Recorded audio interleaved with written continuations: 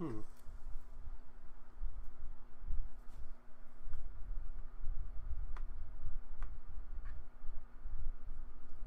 All right, I'm seeing the chat fill up. For a minute, I was nervous. I'm like, oh shit. All right, here we go. Chat's filling up. All right, cool. Cool. All right. What's up? What's up, Sam Ash? Lieutenant James Thomas. What's up? LT. Dirt Naps. Buck That. Efrain Gonzalez. Man, I haven't seen you in a while.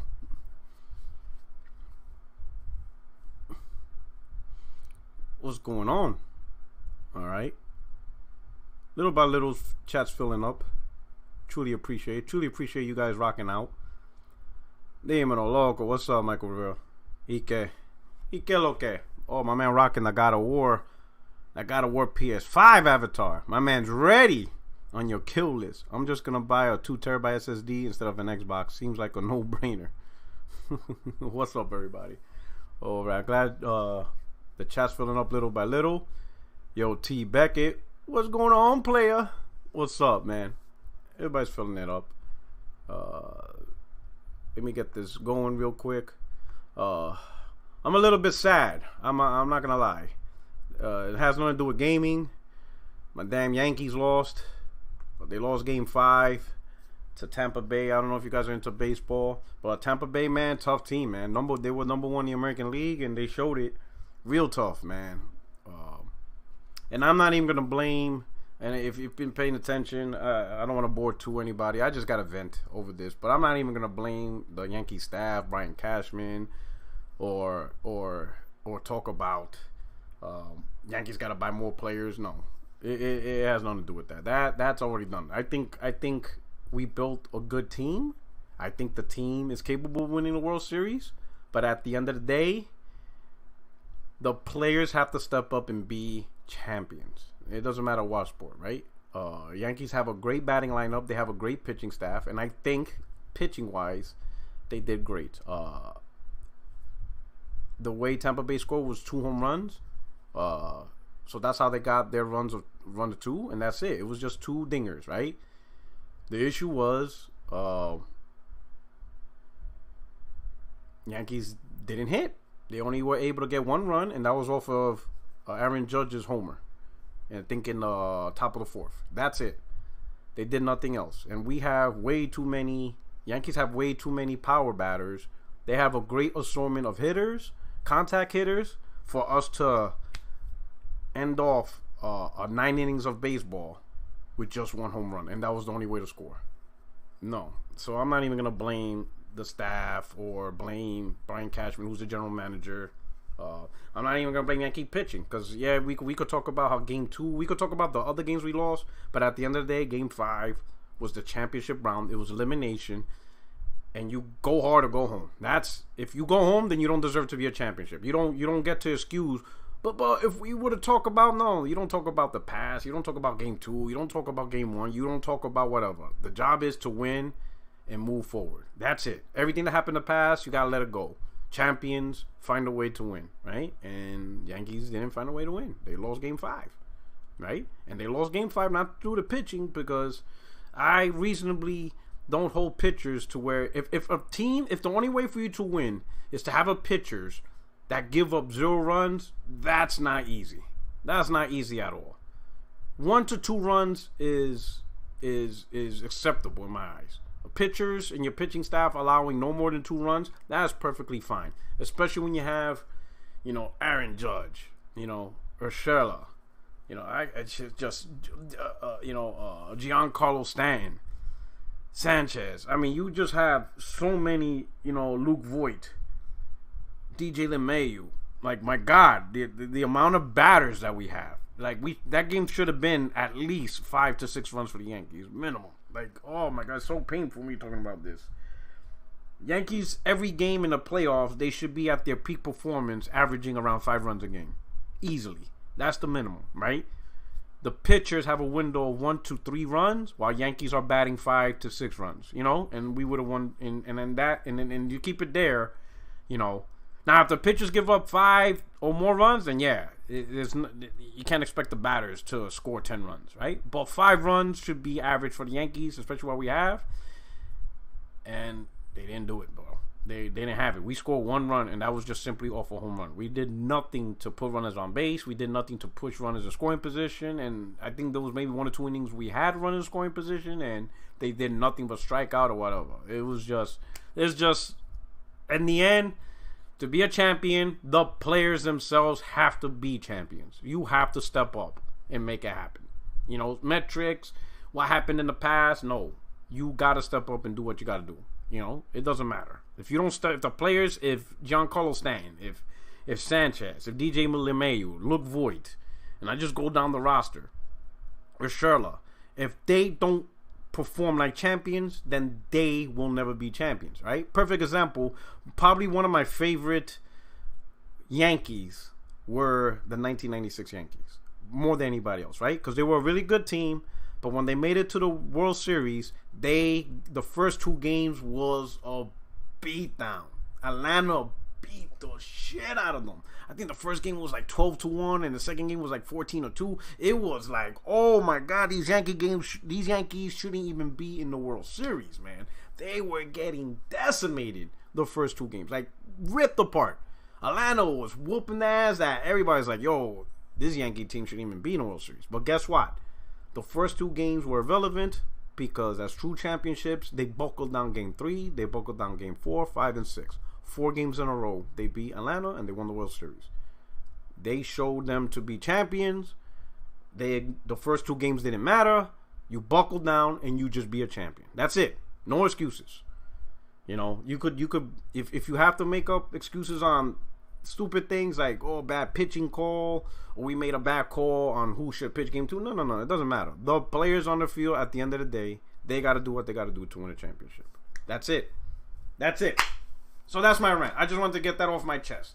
I'm not going to be one of those Yankees need to buy more. No, we have the championship team, but the players aren't champions themselves. They did not step up. That's the reason. And it doesn't matter. It doesn't matter how many players you get. If they don't step up like champions, if you don't play like a champion and will yourself to win a champion, then you're not going to join. Then you're not going to win. You have to will yourself to win. You have to realize, I got to hit the ball. It's not an option. I got to. You know, you have to outplay your competition. And that's how it is. I mean, that's one thing I love about Michael Jordan. He did not give a damn if the team had the MVP player of the league or whatever. It didn't matter to him. He willed himself to win those championships when he was in the finals. When he was in the finals, when Jordan made it to the finals, he willed himself to win. One way or another. The team will win. You know? And he willed it so hard that he did not want to play a Game 7. He refused to play a Game 7. You know? When it came down to the Bulls winning Game 6 and finish the series, that was his attitude. He refused the idea or notion that even if you lose Game 6, you have one more chance. No, that was not his attitude. His attitude was, I'm not playing a Game 7. We are going to win this tonight, and that's it. We're moving on as champions. And he did it. He helped the team with that mentality. And that's you got to give Jordan credit for that, man. That's what champion is about. That's what makes you a champion, man. All right, I'm sorry. Now, I know a lot of you's not into baseball, whatever. I needed to vent and get that off my chest, right? But hey, shout out to the chat. Thank you for joining. Sam Ash, Lieutenant, yo, LT James, Dirt Nabs, Buck That, Efrain Gonzalez, what's up? Michael Rivera on your kill list. T. Beckett, Bader A, what's up? Logical Nonsense, Lay, One Stop for Sports, what's going on? Sam Ash, let's see. Jackson Ken Carding, room for FNG. Of course, there's always room. You know, Ice Queen Gaming, what's up? Daniel Alejandro Mora Bevacqua. Holy cow, you sound like a novela, bro. P-Rock, where are the next gen games out on the X, man? Hey, I've been asking that question, and the reply keeps coming back. But the screwdriver. I don't know. My man's up in the novelas, though. Whatchamacallit, Warlock God, what's up? We're going to Heath Stevens, what's up? Armored Titan, what's good? We're going down. Socrates, what's up? Let's see. Derpy Delane. Yo, Juan Samuel, what's up? What's going on? Yeah, I think it was 96 he joined. Savage, what's good? Here we go. It's Mr. Ray. What's up? Luke's Blade, Aaron Z, Spider Silva, Ryan, what's good? Infamous, yeah, we're gonna do it. Yo, Alex Berwick, what's up? What's going on, man? Hey, I truly appreciate you guys showing up quick and early. If you don't mind, hit the like button, please, and then spread this out to different social media platforms that you use. Get it out there. I would truly appreciate the advertisement that you guys are able to do. P-Rock just called me Dawn. It's my real name. I'm okay, thanks. Okay, Dawn. What's going on, girl? I'm glad you made it here. Let's see what's up. Let's see. What drives? WD drives are shit. I kind of agree with Western. I've never been a fan of Western Digital. They always seem to mess up, like the externals, so I avoid them. Rooster, what's up? Thank you for showing up. Thank you for everybody rocking out with me. I hope all of you enjoy the stream that I'm about to put up and the conversation. Of course, got some images to show you guys along with it, and we'll have a good time. We'll talk about it, right? So we're already at 100 viewers. Wow, that's pretty fast. The Ruham, what's going on?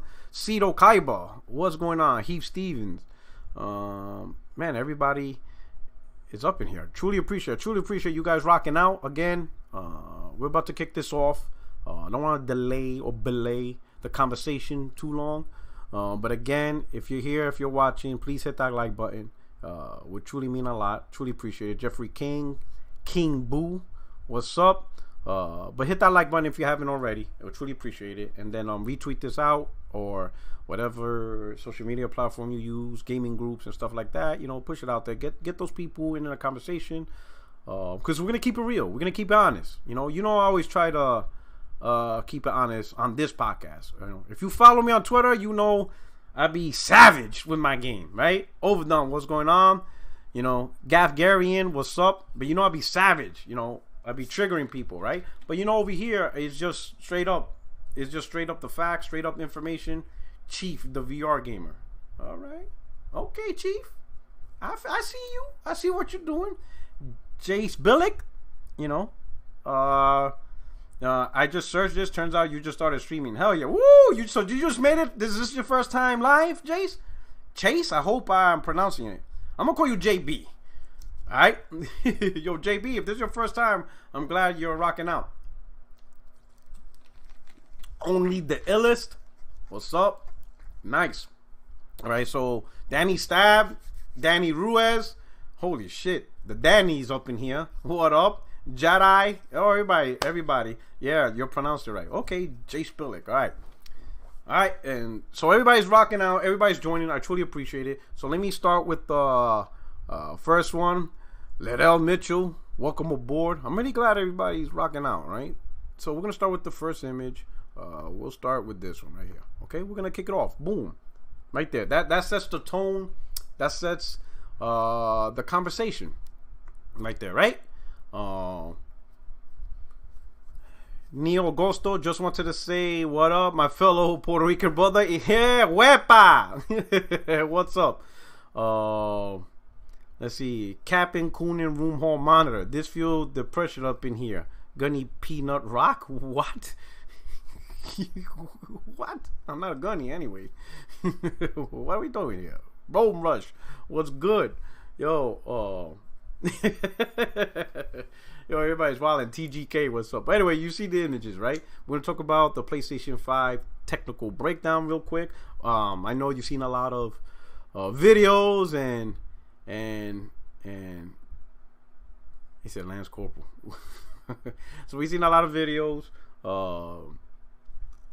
Everybody's giving their opinions on breakdown, but I'm gonna give you my perspective and what it does. Okay, so we finally got the breakdown. It was a simple breakdown, and I think Sony did a good job, right? They didn't overblow it. They didn't make it seem like a bigger deal than what it is, and I think things like that don't need to be a big deal, right? It doesn't need to be a half-hour, 45-minute event. I know some gamers, I'm not even gonna be nice. The Xbox fanboys, how come Digital Foundry didn't do it? You know why Sony didn't do it?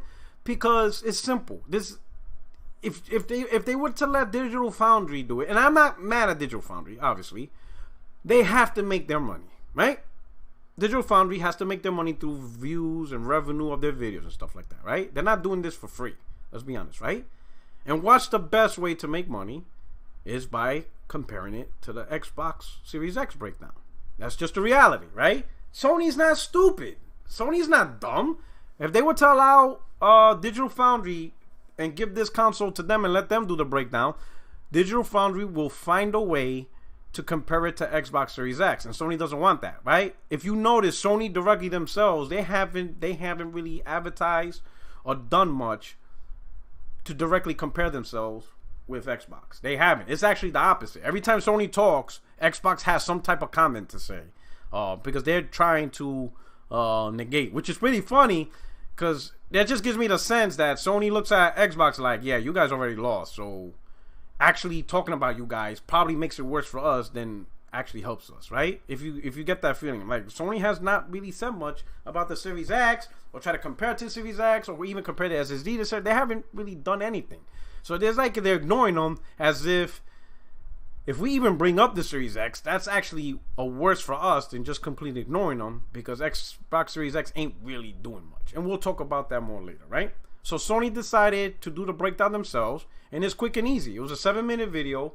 I know some people may have issues that it was Japanese and the conversation Japanese, but if you put in the caption, whatever, you'll be able to read it in English. But it did its job, right? It was a simple teardown. It was a simple break apart, straight to the point. And not only did the questions that we had got answered, right? It brought up stuff that we didn't even realize that Sony was doing, or how long it was doing. Like, there was a lot of stuff we had no idea, right? So much for GitHub info, right? Oh, that GitHub, right? So much for Xbox era reporters, right?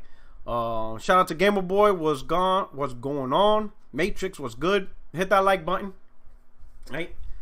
So we got some good information on that. It was an easy teardown. They didn't prolong it. They didn't make it into a 30-minute spectacle event. It doesn't need to be a spectacle event, because at the end of the day, the majority really doesn't care about the breakdown. In fact, I would imagine, even though more people, if you look at the YouTube metrics, they have more views for the breakdown for PlayStation than the Xbox Series X, right? It already surpassed the views, right? So I would say there's more people that care about PS5 than Xbox Series X, right?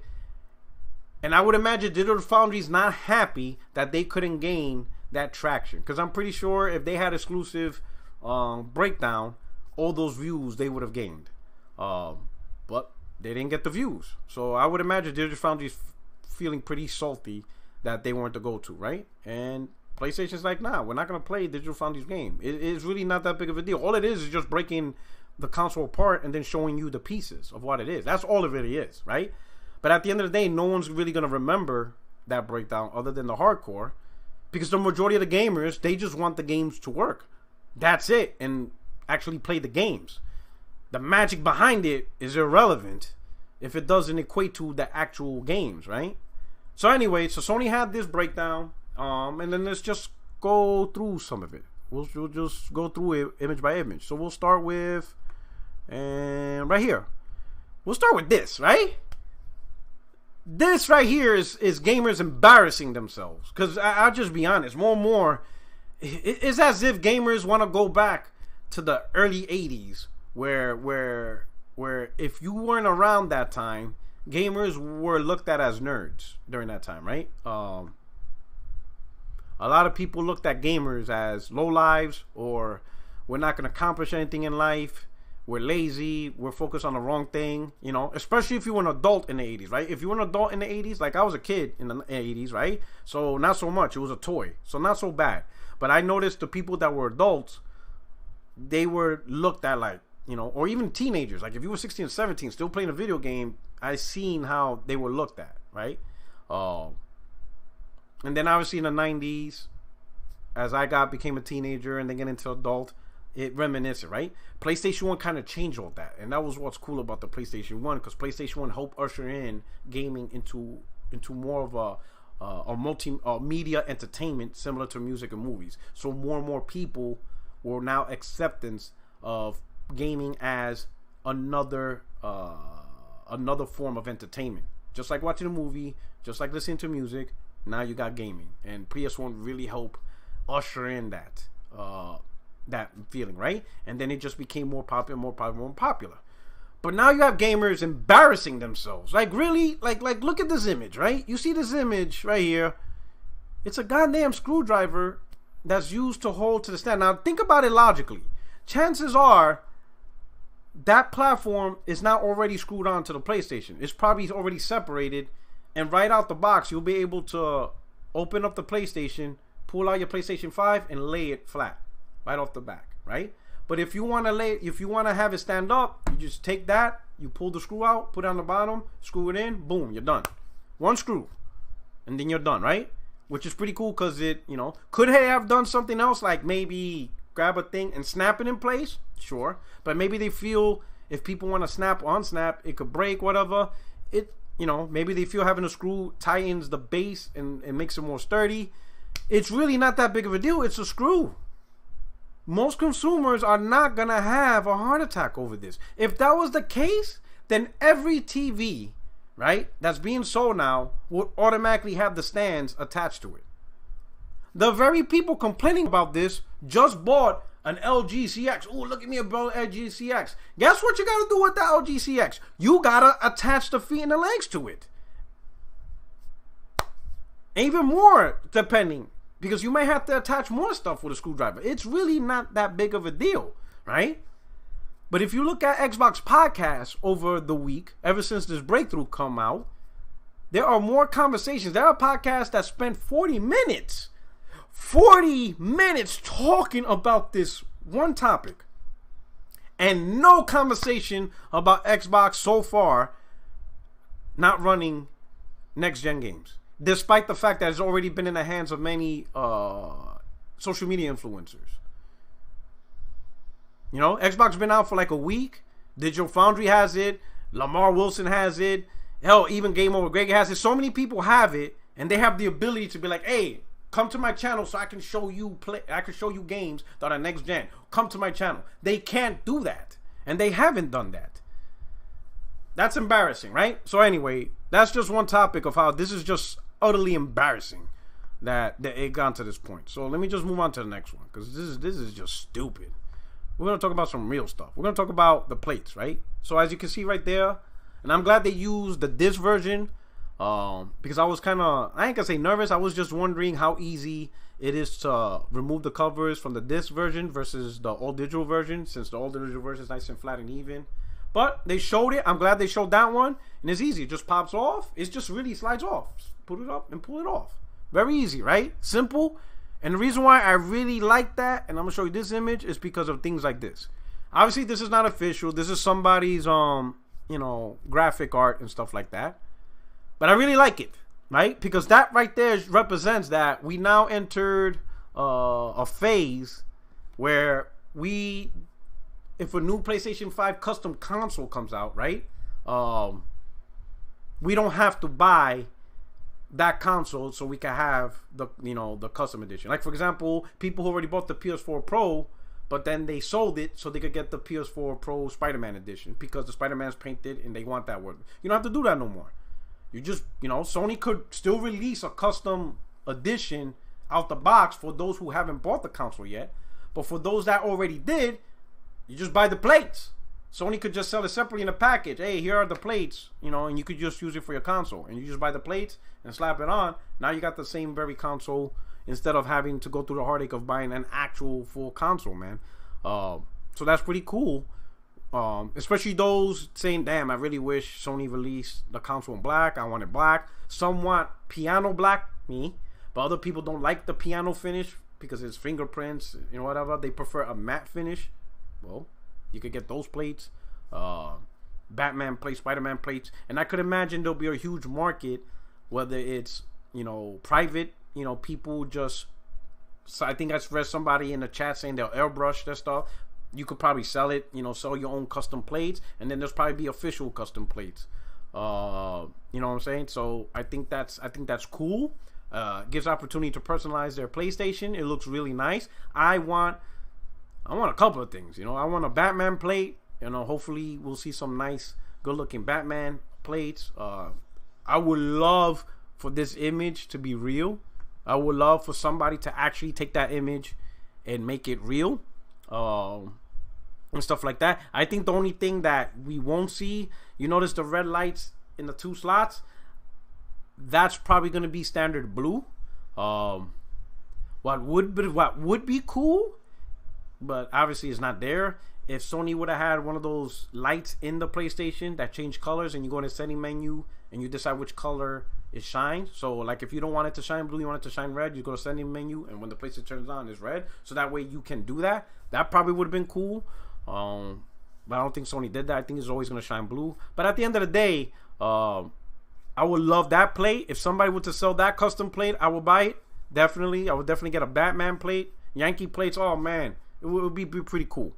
It would be pretty cool, I think. So I think it opened the door for that stuff. So good on Sony for doing that. You know, I remember when I bought my PS5. Like I said, I bought, for most of you that know, shout out to Gamer Boy. Thank you for the super chat. He says, what are your thoughts on the SSD being on the motherboard and not replaceable? I'm going to hit on that in that segment. Thank you for the question. You're already ahead of me, but I will answer your question as I go down the list, because the expansion bay, and I'm going to talk about the motherboard. So me and you, we there, Gamer Boy. Great minds think alike. I see you. We there. You know what I'm saying? We both got that Trump University degree. We got that, right? Oh, but great question, and it will be answered. Okay. But I remember 2015 when I bought the PlayStation 4, right? 6 months later, no, this was February, because I had to play Bloodborne. March, April, May, June. 4 months later, they released the Batman one, and I'm like, ugh. I really wanted that Batman special edition one, and I'm like, you know, so now I don't have to worry about that right now. If there's a special Batman edition version, or you know, they release plates that I like, I'll just buy the plates and I could update it. So I think it's pretty cool. Caleb, the color blue only happens when you turn on the PS5, then it turns white, similar to PS4. Okay, that's pretty cool. Okay, good info. Thank you so much, Caleb. Appreciate it. Would be nice if you could go into settings and determine the color, right? Like if you want to keep it always blue, that would be pretty cool. But maybe, you know, maybe they do that for operational reasons, so you can visually see that your PlayStation is working fine, I guess. But thanks for the info. Good info. So you hear that, everybody? When it powers on, you'll see the blue light, and then it will fade back into white for normal operational use. That's pretty cool. Let's go. Here we go. We're gonna go to the next image, and right here. So I like this, right? So this, they broke down.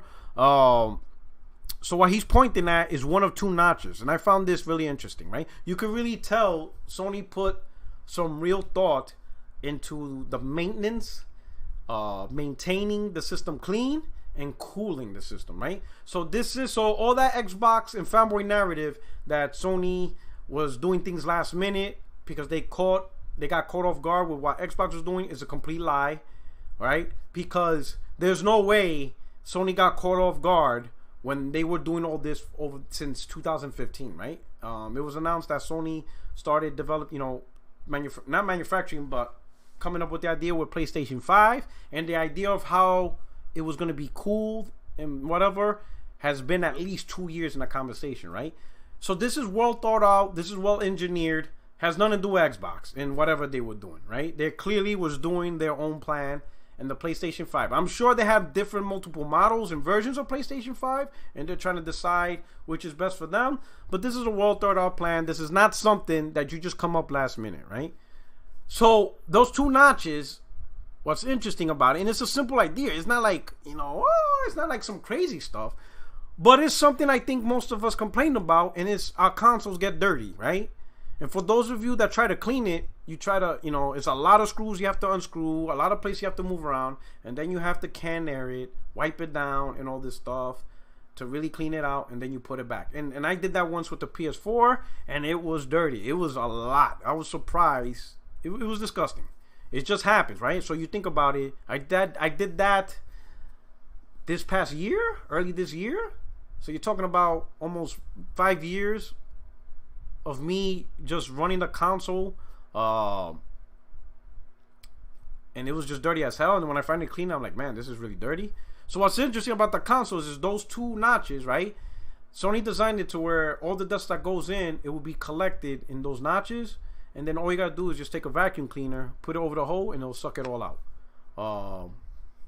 That's it. You know, that's pretty much the main thing. You know, depending how often you do it, will be better. You know, the more often you do it, the more cleaner your console will be. If you go 2 years, 3 years of not using those notches, then you're gonna have a lot of dust collecting in there, and you might put yourself in a situation, you know. So just maintain your console, especially the investment of these consoles, and the performance. Sony made it easier for you to just simply move the notch, take a vacuum cleaner, you know.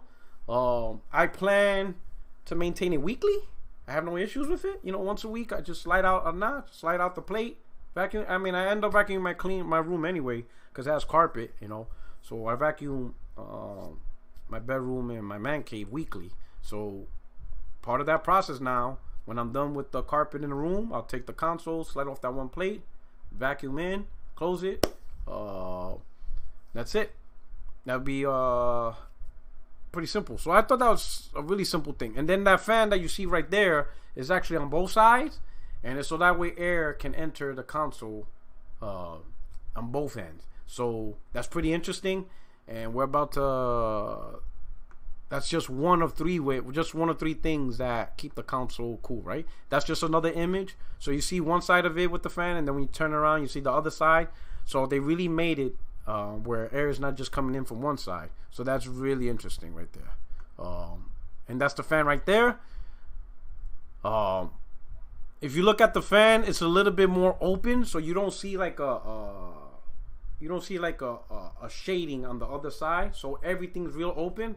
I would imagine they made it that way, so that way dust can actually flow easier through the system and end up where the two dust catches are. So I think it's designed for everything to just improved, so that way the dust can be collected in the dust catch area, and makes it easier for you to clean your console. I think Sony probably heard of all the issues of dirty PS4 Pro, PS4, even the PS3. Used to get dirty. So traditionally the consoles got dirty, right? And I think finally Sony said, you know what, let's do something about it. And that's pretty cool, right? Okay. Right here, look at this big ass heatsink. This thing looks almost like a city right now, right? It's huge, right? Which is probably one of the reasons why the PlayStation is a pretty big console, right? They really wanted to make sure that the PS5 doesn't get impacted with heat and whatever. So this one right here, this huge heatsink, Sony during the breakdown said that it's specifically designed to provide similar cooling performance as a vapor chamber. So this is an alternate method, and the performance, because of the way the pipe is shaped and designed, you know, the engineers, they know what they're doing, right? It gives you the equivalent performance of a vapor chamber. So similar to having a vapor chamber in your console. So that's the second thing of all this. So that's pretty good. That's Sony really putting thought into this. And then finally this is the big one right here. They're using liquid metal into the sock right there. As you can see, they specifically designed it. It's internal. There's a plastic and a sponge shielding, and all these three things combined together is what's going to be used to help the PlayStation maintain a cool temperature, or not to overheat, and hopefully not to hear it sound like a F-35 jet taking off a damn, you know, ship or something, you know, off a damn carrier, like the way my PlayStation 4 sounds. And many of you who have PlayStation 4 Pros are experiencing the same thing. So I think it's pretty cool, that technology. I know now all of a sudden Xbox fans are now chemists and stuff. Like, oh my god, these guys. Now they wanna know the ratio of the periodic table. You've seen them tweets now? Now they want to know the ratio of one element versus another. Like, are you kidding me? Like, yo, this shit is funny. Like, now all of a sudden these guys know science. They're doctors now. they're doctors, which is, I don't know, it's crazy. I really whatever. It just blows my mind. But anyway, so that's the basic breakdown with that. The next image right here I want to talk about real quick is this right here. And I think this is going to lead to Gamer Boy's question right here. So we got final answers right there. That's the expansion bay for your M.2 drive, right? If you notice those 4 slots, I would imagine they're specifically used for different size version drives. I seen a picture image where there's 4 different sizes. So like the smallest one would snap into the top circle. The second size will be the second circle, the third size, the third circle, and the fourth circle that's towards the bottom, right? That one would be for the longer stick, right? So you have various sizes. I would imagine maybe the reason why there's different sizes in these drives is because, again, it's not specifically for the PS5. These drives will also be used for laptops and desktops of various sizes, right? So you'll have a laptop using an M.2 drive, and there'll probably be like a very small chip, while the PC versions and stuff will have the bigger stick and everything in between. Okay, so I think that will be. Somebody says it's the screw hole to secure it, so that's pretty good. But I've seen pictures of different various drives, and it kind of makes sense. So we'll see about that. So what's the good part about that for the PS5?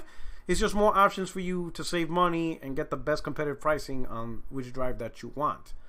So I think that's pretty good. I could see right now the drives are going to be expensive, especially at the start, right? It's new tech, new capabilities. It's just what it is if you're an early adopter. But over time, we'll be able to see more competitive prices. I mean, if you remember when SSD drives first came out, they were very expensive, and you didn't get a lot of space. 100 gig space, 200 gig space, and they were much more expensive than their counterpart hard drives, right? And then you saw hybrid drives and things like that. So it's a pretty good thing. I think it's really good. It finally answers the question people assumed that PlayStation won't have expansion bay. It has the expansion bay. And the funny part is that's what Mark Cerny said months ago, right?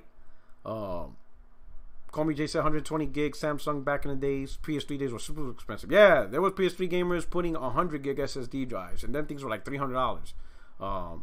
Very expensive, right? And now they're dirt cheap, right? So eventually it'll get cheaper.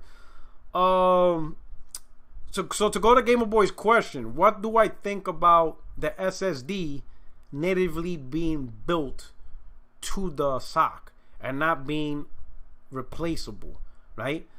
I think I'm fine with it being built to the sock if for the reason they did it was to get the max performance of SSD in the PlayStation, right? So then I'm cool with that. I would like to see more examples of how SSD is going to change game design, but that's something we're going to have to wait on overall. Also, if the reason why they did it that way was to bring the cost down vice creating 2 slots, right?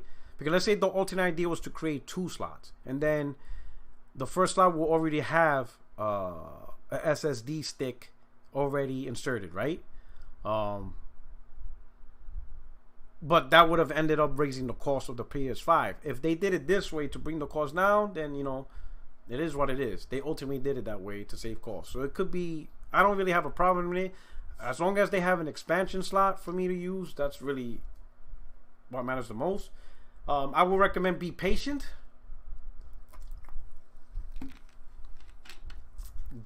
Give these M.2 drives the opportunity to mature and be competitive, because by the time you know it, you'll be able to get 2, 3, 4 gig sticks at a better price as compared to what you have to do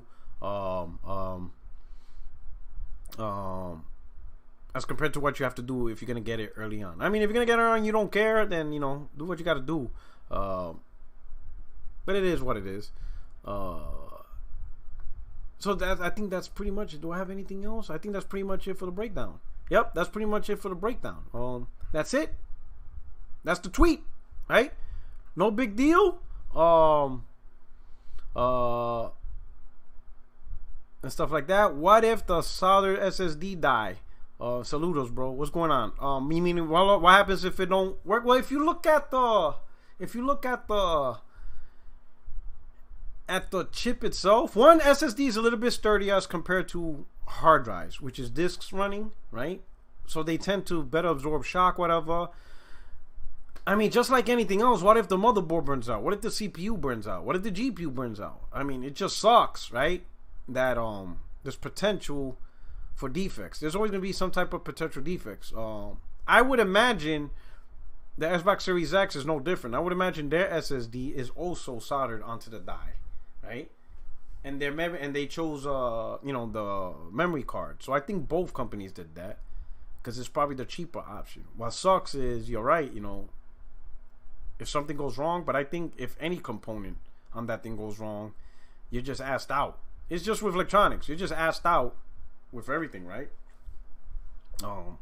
I guess it's just get a warranty. Get a warranty off the gate. I'm telling you, especially buying launch consoles. A lot of people wait a year so they could get the next batch of consoles, not the initial launch console, next batch, because they're a little bit more reliable. But when you're a launch console owner, you're gonna run a risk. Call me Jason with your phone, same thing. Yeah, my iPhone, I have an iPhone. Millions of people have iPhone. It's the memory's embedded to the system, and if it craps out, you're screwed. There's nothing you can do about that. I mean, it just sucks. But I think overall, I look more forward to the positive and not so much the negative. I'm not gonna live every day worrying about, I hope my console don't break. It's just like anything else. I just bought, the Samsung Q80T TV. What if the CPU processor in there burns out? I'm asked out. With the TV, I have to turn it in for maintenance or get a new one. I mean, it just sucks. Immortal Black, are you a gamer or developer? You speaking like you're more interested in the technical aspect of gaming. Me, I'm a gamer. I'm just reporting the news because this is a YouTube channel. But I'm not going to dwell on this. This is the latest news. We're going to talk about it, and then we're just going to move on from it. And that's just pretty much it. It's just talk about it, and then we move on from it. That's pretty much it. A lot of this stuff has been talked about for months. Now that we got it, talk about it, and then at the end, we move on, right? Most of the conversation this is going to be about the games anyway. At least from the PlayStation side. You know what I'm saying? I mean, hell, now you got people want to talk about mid-gen refresh. I'm like, god damn, we don't even got true next gen yet, and people already thinking that we're gonna get mid-gen refresh. But anyway, it's a quick convo. Not a quick convo, but it's a conversation. Talk about it, and then that's it. It just really moves on. So what we got? So now move on to the next topic. But thank you for the super chat. Appreciate it. We got 300 people viewers live. Truly appreciate it. Thank you so much for rocking out to the channel. If you don't mind, hit the like button. Send this out to your favorite most social media platforms. I would truly appreciate it. Thank you very much. So backwards compatibility, right? That's it. You see the tweet. You see the image. Finally confirmed, right? Even though Sony said this months ago, right? That backwards compatibility, majority of the games will be available, playable on the PlayStation 5. And that's it. Sup, Big Stout, Boricua. ¿Y that's it. For those that were concerned about this, your PlayStation 4 games will run. I think there's only like 11 games that will not run. I think Sony put a list out. Go to their PlayStation support site, and they'll list the 11 specific games that will not run on PS4 for whatever reason. Okay, that's it.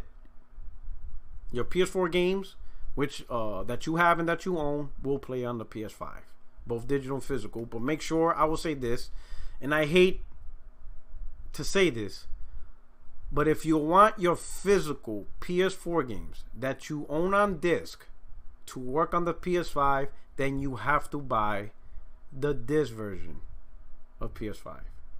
Do not buy the all digital version, because your PS5 disc game will not work. Remember, your all digital, your PS5 disc version installed the game directly on the hard drive to your PS4.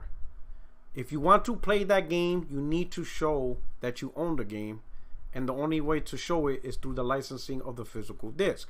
If you are not able to insert the disc in your console, then you cannot prove that you own the game, the system, right? You have to show the system. I just want to make sure that that's clear, okay? Let's make sure. Remember, that physical disc is your key to showing ownership. That is your key, okay?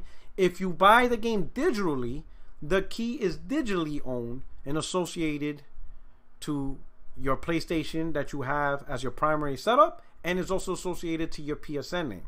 That's how you can play digital games anywhere, right? But if you did not buy the game digitally and you bought it on disc and installed it onto your hard drive on disc, that disc is your key. You need the PlayStation to be able to read the disc. The all digital cannot read the disc because there is no disc drive. It's just a warning. Make sure your friends understand that if they buy the all digital edition, they now give up the right to use physical disc across the spectrum. Also let them know that the only place to get games digitally is directly from the PlayStation 4 store. There is no alternate options. Sony stopped, I think maybe like 2 years ago, the ability for them and third party to create games on a digital card. Meaning, you know, you buy Division 2 and you scratch off the key code and then you put in the key code and boom, you got the game. Those days are over, all right? So just make sure you hook everybody up and make sure it's well informed, all right? Because if somebody buys the old digital PS5 and then they come home and then they be like, oh man, I can't play my physical games, this console's bullshit, like, bruh, come on, man. Like, what are you doing? If you buy the all digital console, you are committing to all digital, which is perfectly fine. That's what you do, just what you do. But if you bought physical games, you're done. You give them all up. Might as well sell them. Sell them, trade them in, get some cash points, things like that. All right? Okay?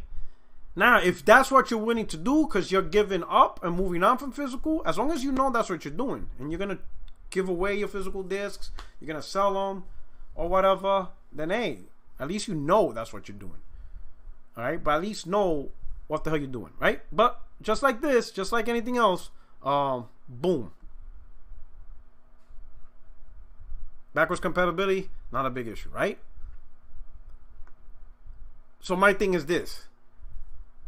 Now that everybody got the answers, especially Xbox gamers, right? Because they're the biggest audience. Oh, you got to tell us. You got to tell us. Oh, my God, give us this info.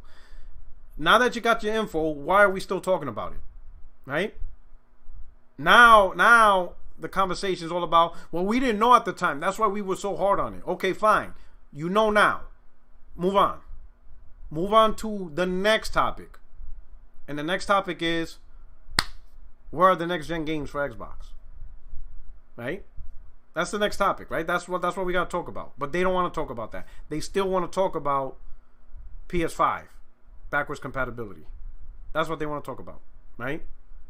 Now they want to have a conversation and now make it look at us like, oh, but PlayStation, I thought BC didn't matter. Sony already said we were going to get BC from the get-go. So PlayStation Nation already knew we were going to get backwards compatibility. Us PlayStation gamers already knew. It was you guys that kept with the narrative of, oh, there's only 100 games. You guys made this into a whole big deal. You guys took backwards compatibility and took it to a whole new level. And it wasn't just the fanboys, right? Because it's not just you lunatics. It's Microsoft doing it too. That's why it amazes me, right? Because it's Microsoft that's going out there advertising that Xbox Series X will launch with the biggest gaming library in gaming history with over 4,000 games. There's no 4,000 next-gen games being launched. So what are they talking about? Oh, I know. They're talking about backwards compatibility. And then they give these consoles to social media influencers over a week ago, and none of them showing next-gen games. They're showing us how current-gen games is loading fast. They're showing how Evil Within loads. Like, really, that's what they're doing. They got their hands on this brand new next-generation console, and the first thing they do is showing how freaking an old game runs on it. Like, are you serious? Like, are we really doing this? Right? So you guys, like PlayStation Nation, we got it. We got backwards compatibility. Most of us already knew. In fact, most of us are just saying, haha, I told you. Because we already knew about this. It was the Xbox guys trying to make the narrative that only 100 games will work. Y'all created this. We just like PlayStation said they tested the top 100 and they're testing more. And they're confident that 99% of the library is going to work. So we're like, all right, not a big deal. Xbox gamers was the one that pushed this narrative of backwards compatibility every single damn day for months. Every day for months. That was the conversation. And we're like, we get it.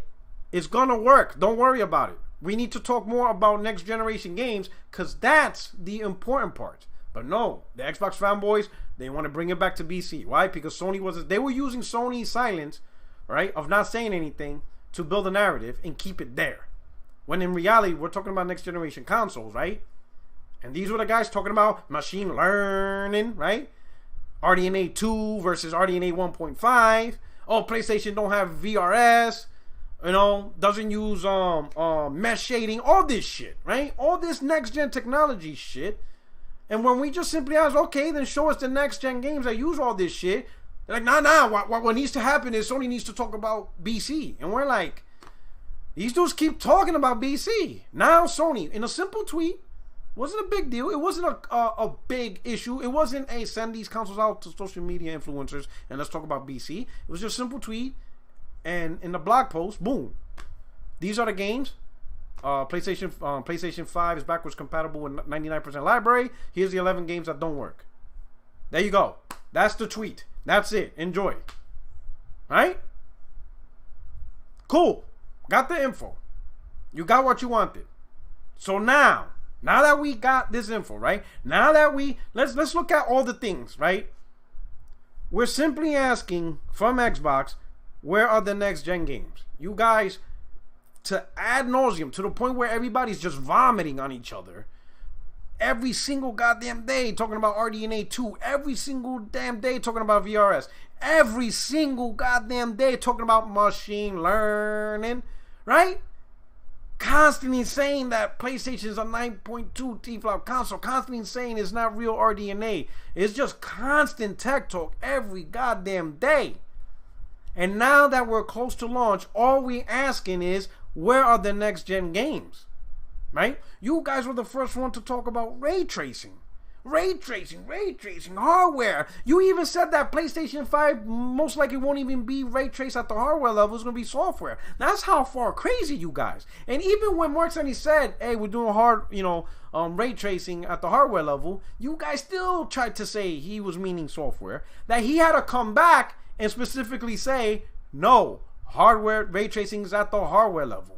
We got hardware ray tracing. He had to come back and say that. So you guys doing all this nonsense for months.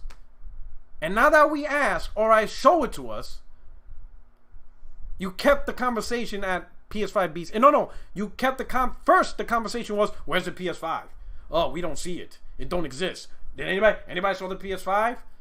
Everybody's like this. That's the first conversation. Hashtag, where is the PS5? Right? Okay, so boom. PS5 gets shown. YouTubers have it. Right? All right. Well, BC.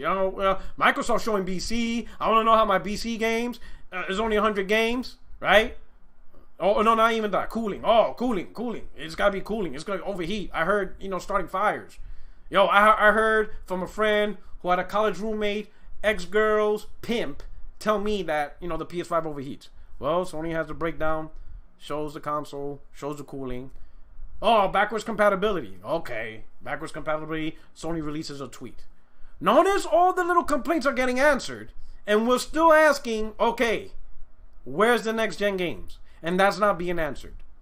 Now the conversation is arguing about PS5 BC. Oh, PlayStation, I thought BC didn't matter. It doesn't matter. You guys made it matter. All we're doing is, you got the info, move the hell on. It's done. PlayStation 5 is backwards compatible with PS4. It's done. Move the hell on. Where are the next gen games? Don't come back and talk about PS5 BC again. Where are the goddamn next gen games? These dudes had the console for a damn week. Who the hell holds a next-gen console for a week and not show off next-gen games? A whole goddamn week. What the hell's going on here? And that's the ridiculousness. So the reality is, and I said this 100 times, it's not worth listening to Xbox dudes talk about PlayStation 5, right? It's just not worth it. I don't see why you would listen to them, right? Unless you're an Xbox fanboy or you're an idiot. Those are the only two. You know, if you're a PlayStation dude, hardcore PlayStation dude, but you get your news from Xbox dudes, I'm sorry, you're an idiot. You're setting yourself up for a failure, right? They have no interest in being real or whatever. They just not, right? They hold PlayStation to a higher standard. That's the difference. I'm hold Xbox and Microsoft to the same standard to PlayStation. And it's really just one standard. I don't really care so much about the controller. Like, I don't argue, oh, Microsoft needs to make their controller symmetrical because that's the way I like on PS5. No, if this is how you make your controller, this is how you make the controller. I don't really give a shit. Doesn't really bother me. I don't really care if the UI in Xbox is not the same as PlayStation. It doesn't really matter. None of that. I mean, you could talk, it's not really that big of a deal, right? I only really care about ultimately one thing, right? The games. You know, why does your first party studio suck massive ass at making games generally? Why very few make great compelling games? You know, I'll be honest, you know, now I don't really care about car games, so I'm pretty sure Forza Horizon's amazing. I don't really care about car games, but every other game on Xbox first party at best maybe a good game. Like Gears 5. Gears 5, Gears 4 is a good game. I like those two. Everything else first party is like average. Average to shit, right? I honestly cannot tell you, right, an Xbox first party game that I think even looks like, holy cow, that shit is game of the year. Slap your mama's face crazy good. There is no game that Microsoft has as a first party that you can say this game goes toe to toe with The Last of Us. It goes toe to toe with the very best Rockstar has to offer. You know, you think of the very top tier games of the gen, like The Witcher 3 and all that. Xbox's first party doesn't have a game among those titles. You'd be crazy to put Xbox games on the S list, on the S tier list. They don't have an S tier title this whole entire gen. First party, they don't, right? They really don't. There's nothing that you're going to say, oh, this is top tier game of the year. It's going to win 150 game of the year awards across the industry. They don't have anything like that. Right? And that was the problem, right? And instead of pushing the brand to do that, these Xbox dudes try to make it seem like, well, the first party don't matter because they mostly play third party, which is fine. If you mostly play third party, nothing wrong with that. If you mostly play third party, that's cool. But don't come to me with the conversation of Xbox is better than PlayStation because of third party. Third party is what you call it. It's like Switzerland. They're not involved. Third party is third party. You play third party anywhere. You play on PC, you play on PlayStation, play on Xbox. For the few that comes to the Switch or Nintendo products, you play it there. It's just whatever. You understand what I'm saying? It's ambiguous. It just doesn't mean nothing. I play Call of Duty, Red Dead, and The Witcher. Okay, then it doesn't matter what platform you play it on. You just play it. You play third party. That's not PlayStation gaming. That's not Xbox gaming. That's not PC gaming. It's just gaming in general, and then you just pick where you want to play the games at, right? But if you're gonna tell me, hey, yo, I'm an Xbox gamer. Okay, what Xbox games you're playing? Oh, I play 2K21. That's not really Xbox gaming. That's just gaming. Because people do the same shit on the PlayStation. Like, what is Xbox gaming? Give me Xbox gaming. Oh, I play Call of Duty. Give me Xbox gaming. Red Dead. Oh, like, I'm done. I'm not talking to y'all. I'm not messing with y'all. Like, whatever. Go ahead. Xbox is Xbox because you play Red Dead on there. Okay, good for you. It's go away. I don't want to hear y'all nonsense, right? And it's just how it is, right? But I guess that's just a different standard, right? The reality is, let's all be honest in the conversation. Let's all be honest in the conversation. The trash talking is literally just that. It's trash talking. You have fun with it. I have fun with it. Going on Twitter, just busting people's balls, just talking shit. You know, the memes, the images, you know, all that shit is just fun, right? But the reality is, there are millions upon millions of consumers. On PlayStation alone, you're talking over 100 million. because that's what PlayStation generally sells, right? The only time PlayStation home console didn't sell 100 million was the PS3, and it was over, 85 million, right? That's it, right? But generally, an insane amount of people buy PlayStation brands, right? And the reason why it happens is just it comes down to the games and what they see. It's not going to be about what I say on my channel, right? It's not going to be about what is said on other people's channel. It's not going to be about what is said on Twitter. Most of the people that pay attention to that, it's just shit talkers anyway. It doesn't really result in sales and adoption rate and what people are actually playing by. Those metrics is based on what the console is advertised at and what the games are advertised. You know what I'm saying? That's really what it comes down to. How Sony advertises their product, how Nintendo advertises their product, how Xbox advertises their product. That's it, right? I mean, do you honestly believe, even here on this channel, the Xbox podcast, PlayStation podcast, Digital Foundry, do you think those things has much of an impact as walking into the store and seeing a big 85 screen TV with Miles Morales on it, right? Or you sit down watching a show, watching a sports game, and a PlayStation commercial comes on, and you see Miles Morales, or you see Demon Souls, and you see Ratchet and Clank. You're telling me podcasts and all that have that much impact as an actual advertisement where the consumer, millions of these consumers, see with their own eyeballs what they're looking at. That's just a reality, right? That is the number one way of how these consoles get attracted, is what do they see? What games are they seeing? And how do they look? And if you look at what PlayStation 5 is showing, they're showing beautiful looking games. And that's it, right? I'll do right in a tweet, but it's 1440p is not really going to hold the thing, right? I know some people have PTSD over 2013. Ain't nobody really give a shit, right? I always said that's never been the major reason, right? People want to believe that, especially on the Xbox side, because if they believe, if the situation of 2013 was truly about power, then under that same metric, Xbox has a chance this generation because Xbox has the more powerful console. That's why they will hold on to that narrative to the day they die. They will hold on to that narrative and they're not going to let it go. Because if they let it go, then that's also admitting Xbox Series X doesn't really have a chance to outsell the PS5 because that's really its biggest feature, playing better versions of the multiplat. So what they're hoping for is 2020 end up like 2013 but in the reverse, right? Because you got the PlayStation 5 at the same price as the Xbox Series X, and what they're hoping for is consumers will say, why am I going to pay $499 for a PS5 when I could pay $499 for an Xbox Series X and get better performing games, get the best version of Call of Duty or whatever? That is the fundamental idea that they're hoping for. And I'm telling you, it's not going to work. It's really not going to work. It's not going to work at all. Because the real reason Xbox One failed was because it had so many dumb shit tied to it, right? It was just incredible, the dumb shit that Microsoft did, right? But I'm not going to rehash 2013. It's done. What's done is done. You're not going to see 2013 be rehashed in 2020. You're going to get your heart broken. You're going to get your heart broken, right? When you start seeing the PS5 crazy outselling Xbox Series X and all that, it's like I said, these guys are going to go back to console sales don't matter because they will have no choice but to go back to that. It's just not, right? What's hurting Microsoft right now is they're not showing next-gen games. And I think right now people are losing interest, right? And what I mean by people losing interest is the PlayStation gamers.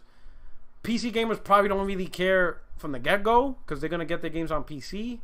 And I think a lot of Nintendo gamers are seeing Xbox is full of shit, right? So really, it's just really the Xbox hardcore that's going to get Xbox no matter what, which is fine. That's their preference, that's their choice, it's their money, right? But I don't think it's going to be this big impact that people are going to say.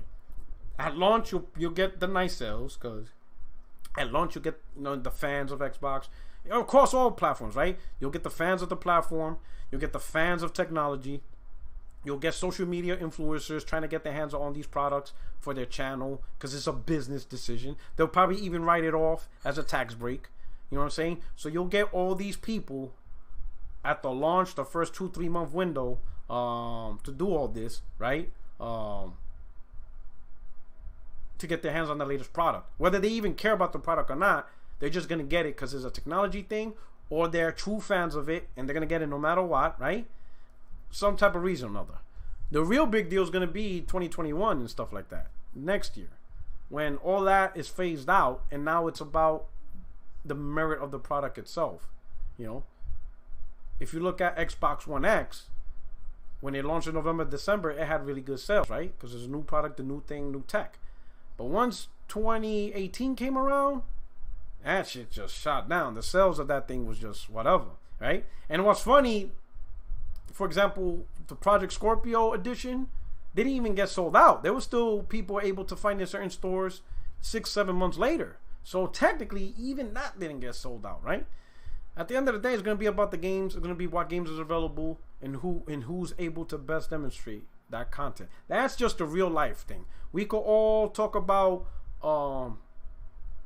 what we think, what we feel, whatever, our opinions. We could be subjective on what we feel is better, but the result is going to be the result, right? People are going to go in and spend their money on what they feel like spending.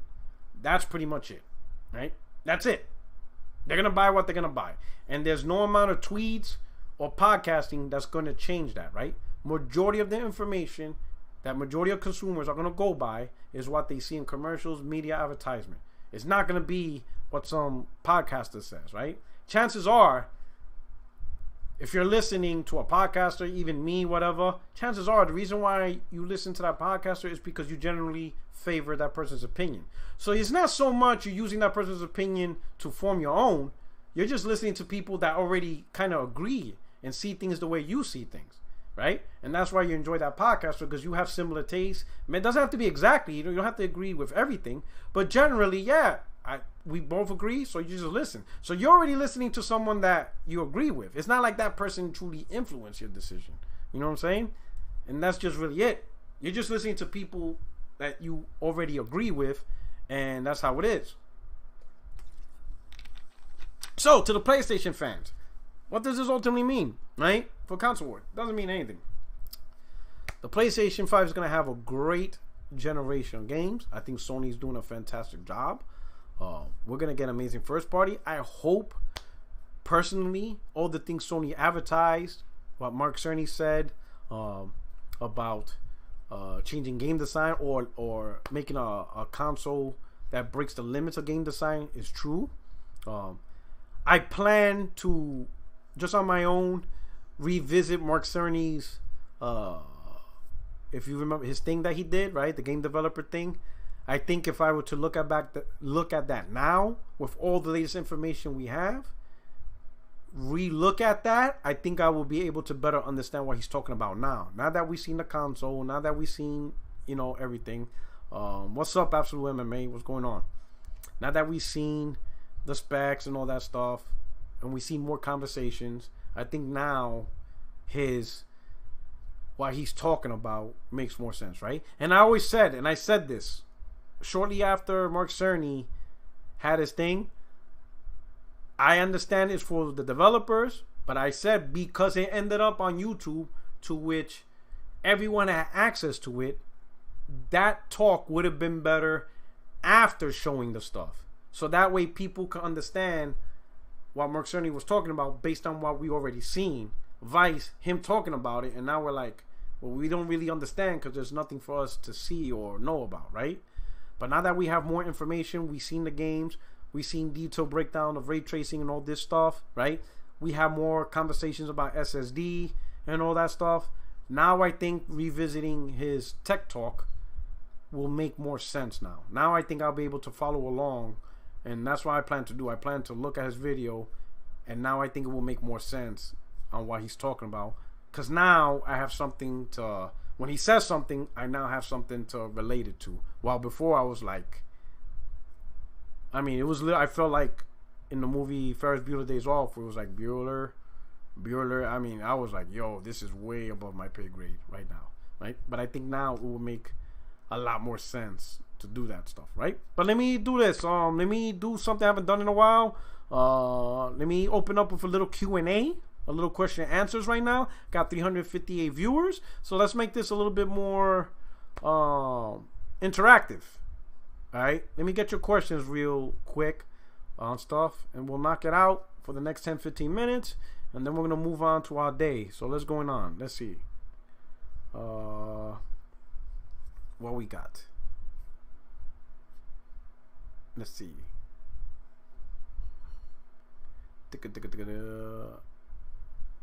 I see people battling. P-Rock is PC. No, PC's not that. This dude. Out of all the questions. The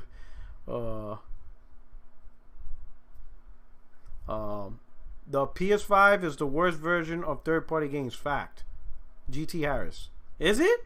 So you're telling me Xbox Series S is gonna run it better? It's gonna have better graphics, better capability?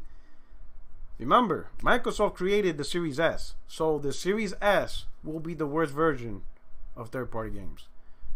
Doesn't even have the bandwidth to run Xbox One X last gen games. It has to run Xbox One S games, meaning the assets. You know, the thing with Xbox One S, and this is, at first I thought Xbox Series S was a good idea, and now I'm like, you know what? After my assumption of the Series S was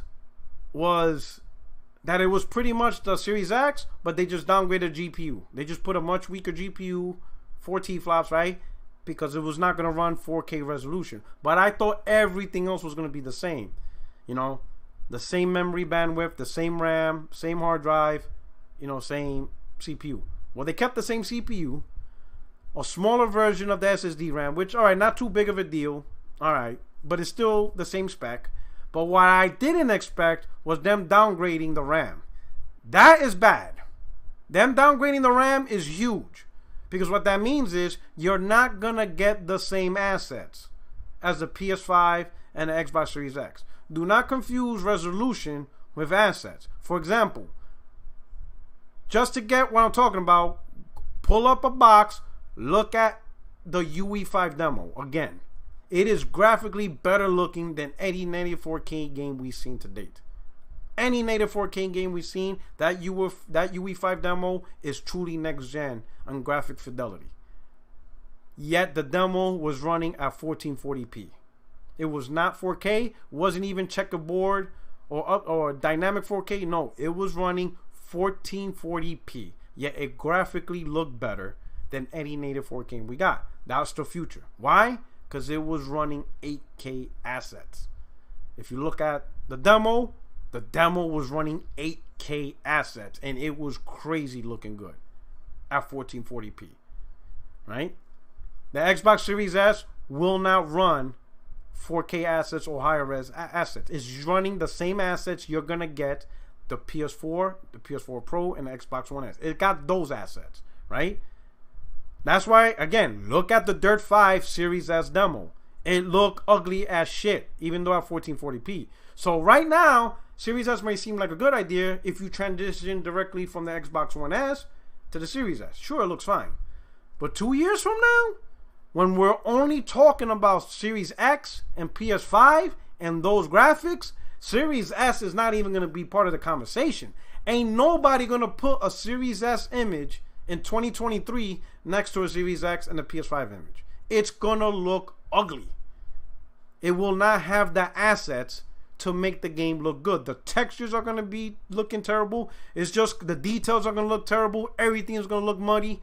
It's going to look like PS4 Pro games, which is funny because that was the biggest complaint. Like, I didn't care about the PS4. I didn't think it was worth buying. So I speak with my money, you know, in whatever. You understand? Now, T'Challa is not meant to have 1440 ass. It's not meant to have 1440 ass textures in res. And that's where it's going to fail.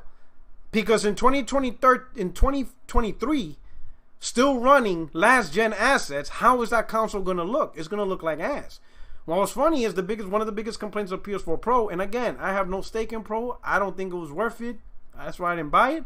But a big complaint was Sony did not improve the RAM to handle better assets. It was literally just a res boost, right? Unlike the Xbox One X, where Microsoft upped the RAM to handle better assets. So you had better graphical fidelity. Well, that's the Series S. It won't have better graphical fidelity. It's literally a better version of the PS4 Pro. It uses that same concept, right? People buy $300 box aren't concerned too heavily with visuals though. Oh, it's gonna be what you call it. It's gonna be a slap in the face because guess what? The PS5 is only $399. It's not that far behind, and the price is gonna drop fast. And when people see the Series S, when you want a next gen console, you're gonna want graphics, like it or not. So the Series S may seem fine now, but in the long term, people are gonna look at it like it's just not worth it. It's gonna look like the box that's just not worth it. It's going to look graphically ugly. I guarantee in 2 years, you Xbox guys are not gonna talk about the Series S. You won't even bring it up. Because when you see the games, you're gonna be like, yeah, we're not even gonna talk about this console. It's not gonna look good at all. Microsoft's mistake, they should have kept the RAM the same.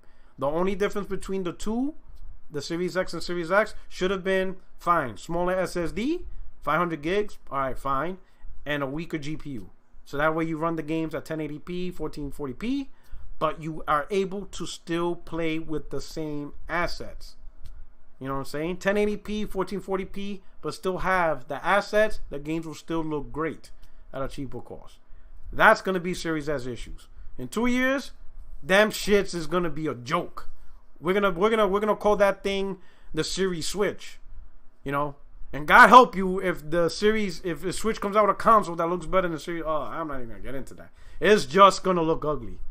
We're not noticing it now, but in 2 years, people are gonna look at that like, yeah, that was a bad move on that Microsoft. That Series S is a bad idea, only because they switch that. I think it's the Switch competitor, bro. They're aiming low end. Stop, T'Challa, stop. It is not the Switch competitor because the number one thing the Switch does is gaming on the go.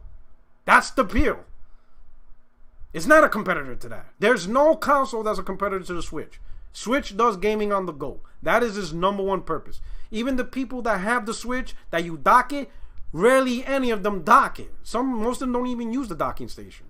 That's the reason why they made the Switch Lite, because most people use the Switch. There is no competitor to the Switch unless you're going to create gaming on the go. The closest competitor to the Switch, you can maybe argue xCloud, because you could play it on a phone. That's a good argument. But not the Series S. The Series S is nowhere near the competitor to Switch. Switch does gaming on the go, and it's always going to beat even the most powerful console, because that's a unique property the Switch has, right? It's a unique property. That's why right now it's the number one selling device, because not even the PS4 Pro or the Xbox, One S, whatever, can do that. It's gaming on the go, and that's its number one. That is its number one ability, right?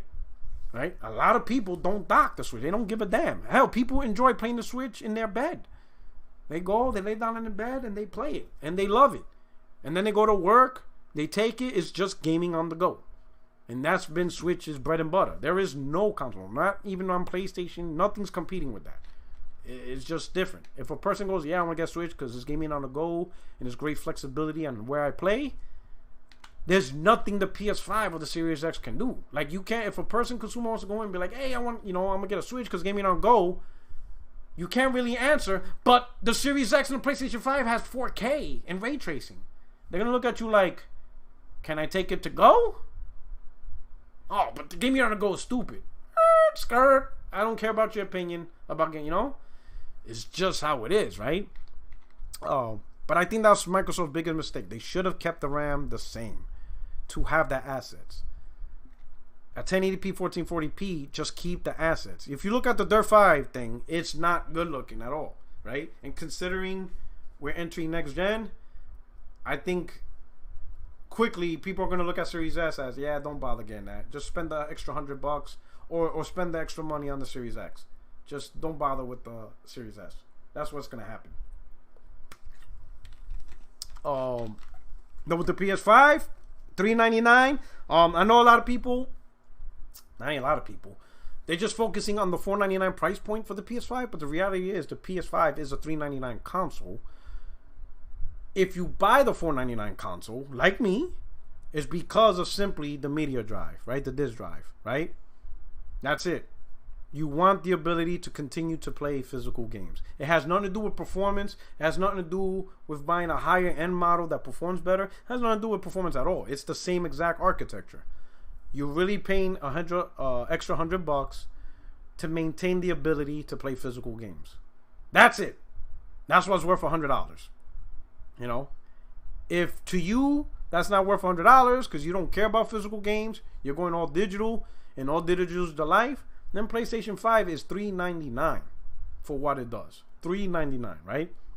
And I never been a big shit talker behind console power. I don't think it's a conversation that makes sense.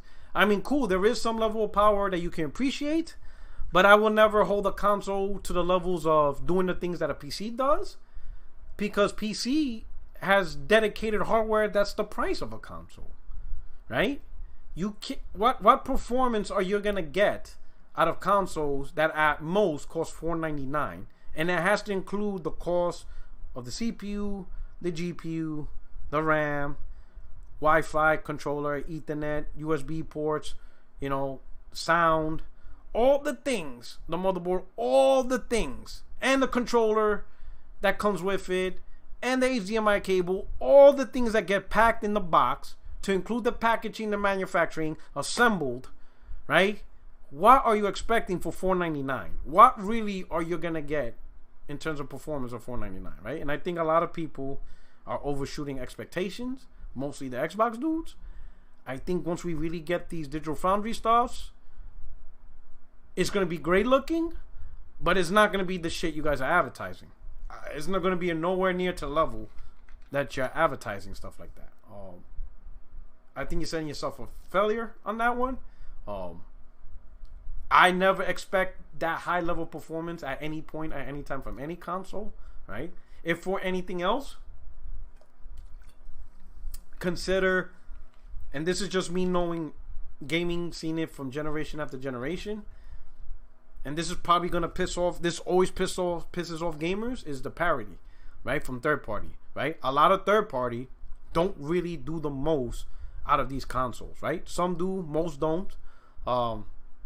Because at the end of the day, the third party don't really care about proving one console is more powerful than the other. They'll do what they do and they'll get their games out, right? If you see minor differences, let's say in this case, you'll see Xbox gamers call out third parties saying it's bullshit, they're being lazy, and they very well would be right? Because again, third party publishers don't really care about pushing the effort into saying this console is definitely better than that console. They really don't care about that, right? All they care about is their games selling on every hardware that they're releasing on. And that's what they care about, right? And they're not going to go too hard to the point where one version looks really, really bad versus the other, which causes potential for their version not to sell too well. They're not going to screw themselves over. They have no stake in this fight of which console version is better, right? The people who fight that battle is the first party. That's who are the ones that can prove the capabilities of the console. Your own first party, right? The first party of that platform will show the very best of what that console can do, because that's their main job, right? And that's where you're gonna see it at. Let's start with these questions though.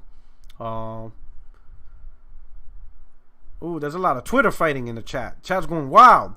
369, yo, can you hit the like button and go ahead and ask these questions? We got a little Q&A. Hitler was voted into power. The masses. What the hell are we talking about here?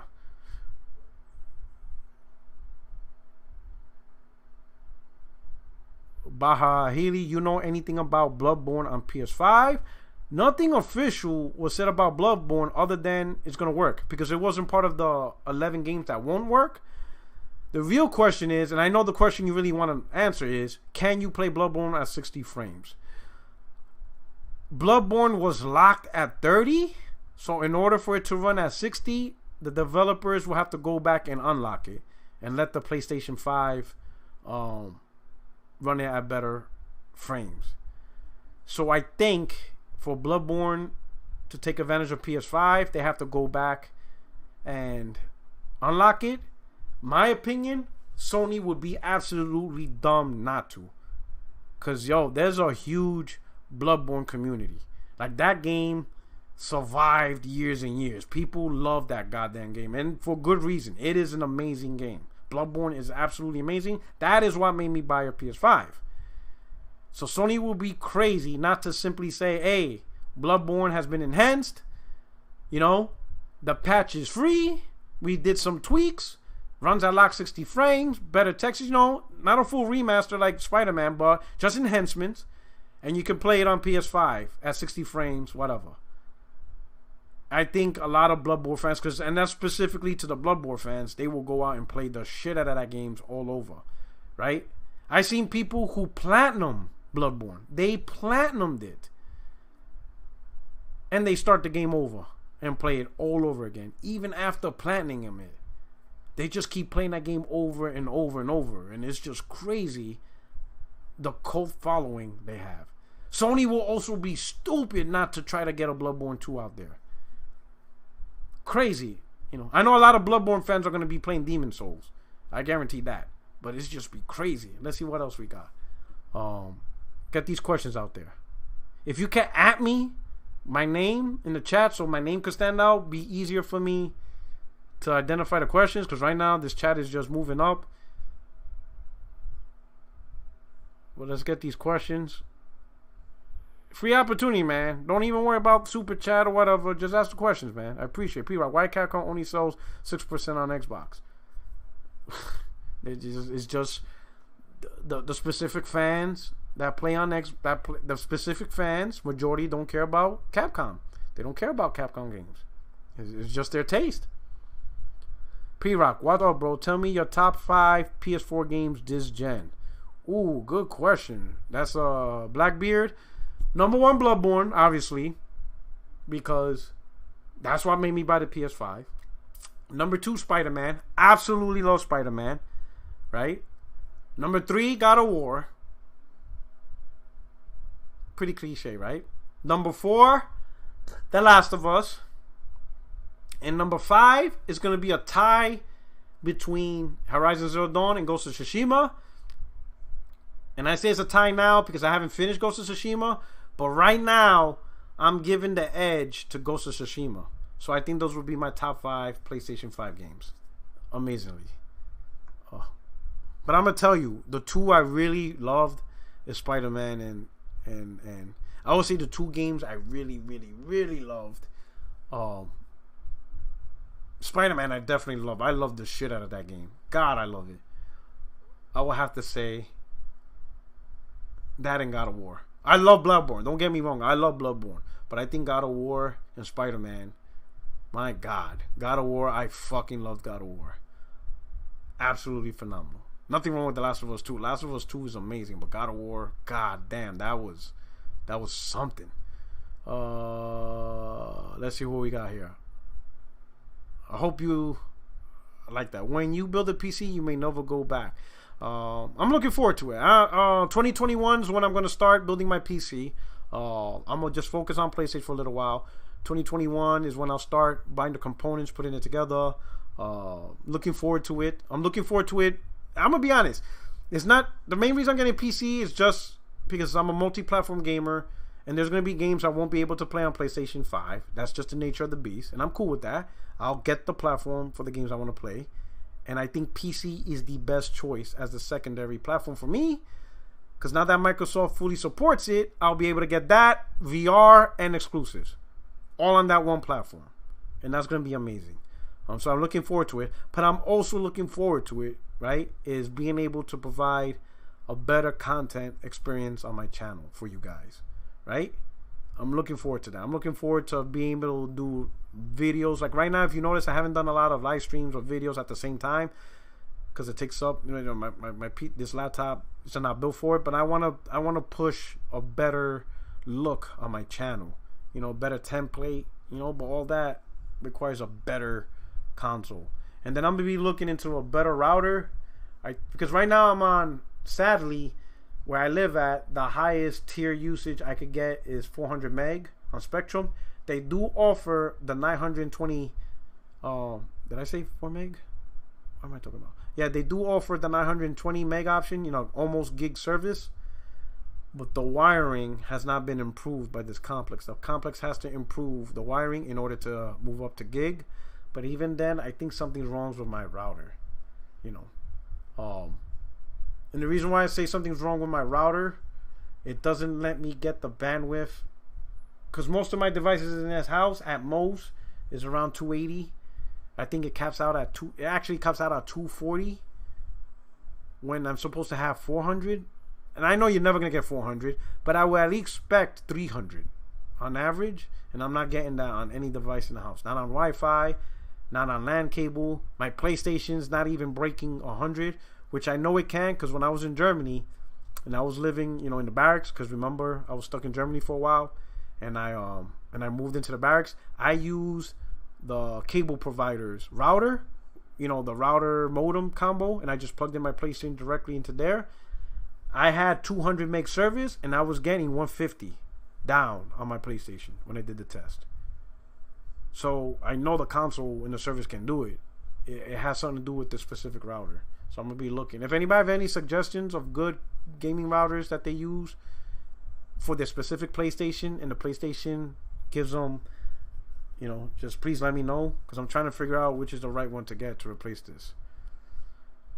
Joshua, P-Rock, XNXX or Pornhub? XNXX all the way. Oh shit, you dudes are crazy. Let's see. Oh wait, T'Challa had a question. P-Rock, you think we're going to get many 30 FPS games? Obviously, graphically, those games will potentially look best. You think FPS will still be common? I don't know if it's going to be common, but we're still going to get 30 FPS games. We're still going to get it, especially if it's ray tracing. I think that's going to be the kicker. After watching DF's analysis of how ray tracing is implemented, and they explain what a developer got to do in order to budget ray tracing into their frames. Ray tracing is a taxing method, right? And when you look at the GPUs, even with these expensive $1,000 GPUs, even those guys have trouble at 4K 60 with full implementation of ray tracing. So if you're talking about a GPU that's already $800 and you try to do 4K 60 with full ray tracing, and that thing is still, you know, struggling, these consoles are going to struggle with 4K. There's going to be concessions, right? Still have ray tracing, right? Because even if you have a little bit of ray tracing, technically the game is still ray tracing, right? There's going to be a lot of concessions, and it's just going to be depending on the game. I think certain games will be 4K 30 with full ray tracing, but to make gamers happy, you might see 4K 60 with no ray tracing, or 1440p 60. It just depends how they handle it. But these consoles being at $499 with all the tech packed in it, there's going to be some type of concession. In some way, somehow, they're going to cheat their way. Will you use your PS5 primarily for exclusives and the PC for third party? Right now, I'm just going to use my PS5 just for everything, and my PC for the games I can't play on PS5. Like I said, I'm not into the power narrative, so the reason why I'm getting PC is not so much for power. It's just to have another gaming platform, and if there's a game that I can't play on my PS5, I'm going to be like, where can I play that? Oh, it's on PC? Then I'm going to play it on PC and enjoy the game. And that's just it. I'll just keep it simple. Hey, P-Rock, do you think Sony is going to start making JRPGs again this coming gen? Would you really love to play Legend of Dragoon Remake? Absolutely would love a Legend of Dragoon Remake. I said it plenty of times. I know it's a niche game. I know it didn't sell a lot. There's a small community that really wants that game back. A full-blown remake. I will be there day one. I would love to see Sony Japan Studios grow and bring, you know, and start bringing back amazing AAA JRPGs. I would love to see that. Yeah. But I don't know if Sony's gonna do that. I hope they do. I think that's one of Sony's strengths. I think Sony maybe, it's not, I wouldn't say nervous, but because their Western style games are so successful, they might think that going in that direction is bigger than sticking with JRPGs. But I think with Sony, do both. You know, just because you found tremendous success with the God of Wars, Horizon Zero Dawns, Ghost of Tsushima and stuff, doesn't mean that nobody wants JRPGs. I think what's happening is, unless it's like a Final Fantasy, you don't see a lot of big advertisements or big image of JRPGs, right? But even then, look at Persona 5, hugely successful, and it didn't have the huge blowout media, right? I think if you create a big blockbuster JRPG game, it's gonna do well. So if I was Sony, I wouldn't be afraid to still do JRPGs. TP-Link Wi-Fi 6 8X 1500 Smart 5 router, only $80. But do you think that router... Because I got a gaming, Netgear gaming router right now, right? I think it's Wi-Fi 5, whatever. But for some reason, and I go into settings, I do port forwarding, you know, I look in forums, it's just not pushing out, it's just not relating the bandwidth it's supposed to, right? And I know Wi-Fi 6 is going to have more stuff, but most of the devices in my house are not Wi-Fi 6 enabled yet. I just don't know what it is, man. I went to forums, went into configuration settings. I'm just not getting the most out of this router. And I know I could get more because, again, when I was in Germany, I used the stock router modem that the company used, right? And it was 300 meg service. I had 300 meg service, and on my iPhone on Wi-Fi, I was getting like 250 meg, and on the PlayStation, I was getting like 180 download speed, right? So I was cracking higher speeds. But for some reason here, I go on my PlayStation and I have an Ethernet connected. I have it corrected. I'm not using Wi-Fi, and it's like 60 or 70, maybe 80 at the most. And that's a fraction, you know. And then when I use Wi-Fi, maybe on average, like I said, 220. But most of the times, like actually 180. It's frustrating. And I think it's just a router. And then they add firmware, and it's just, Netgear sucks. But I'll look into TP-Link Wi-Fi 6, see how it does.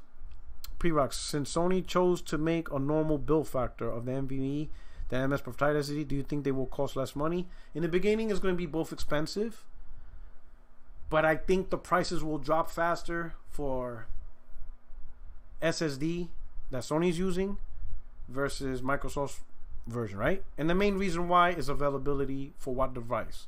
Sony decided to use the stuff that can also be used on PCs and laptops, while the memory card is strictly for Xbox. So you got to look at it this, right?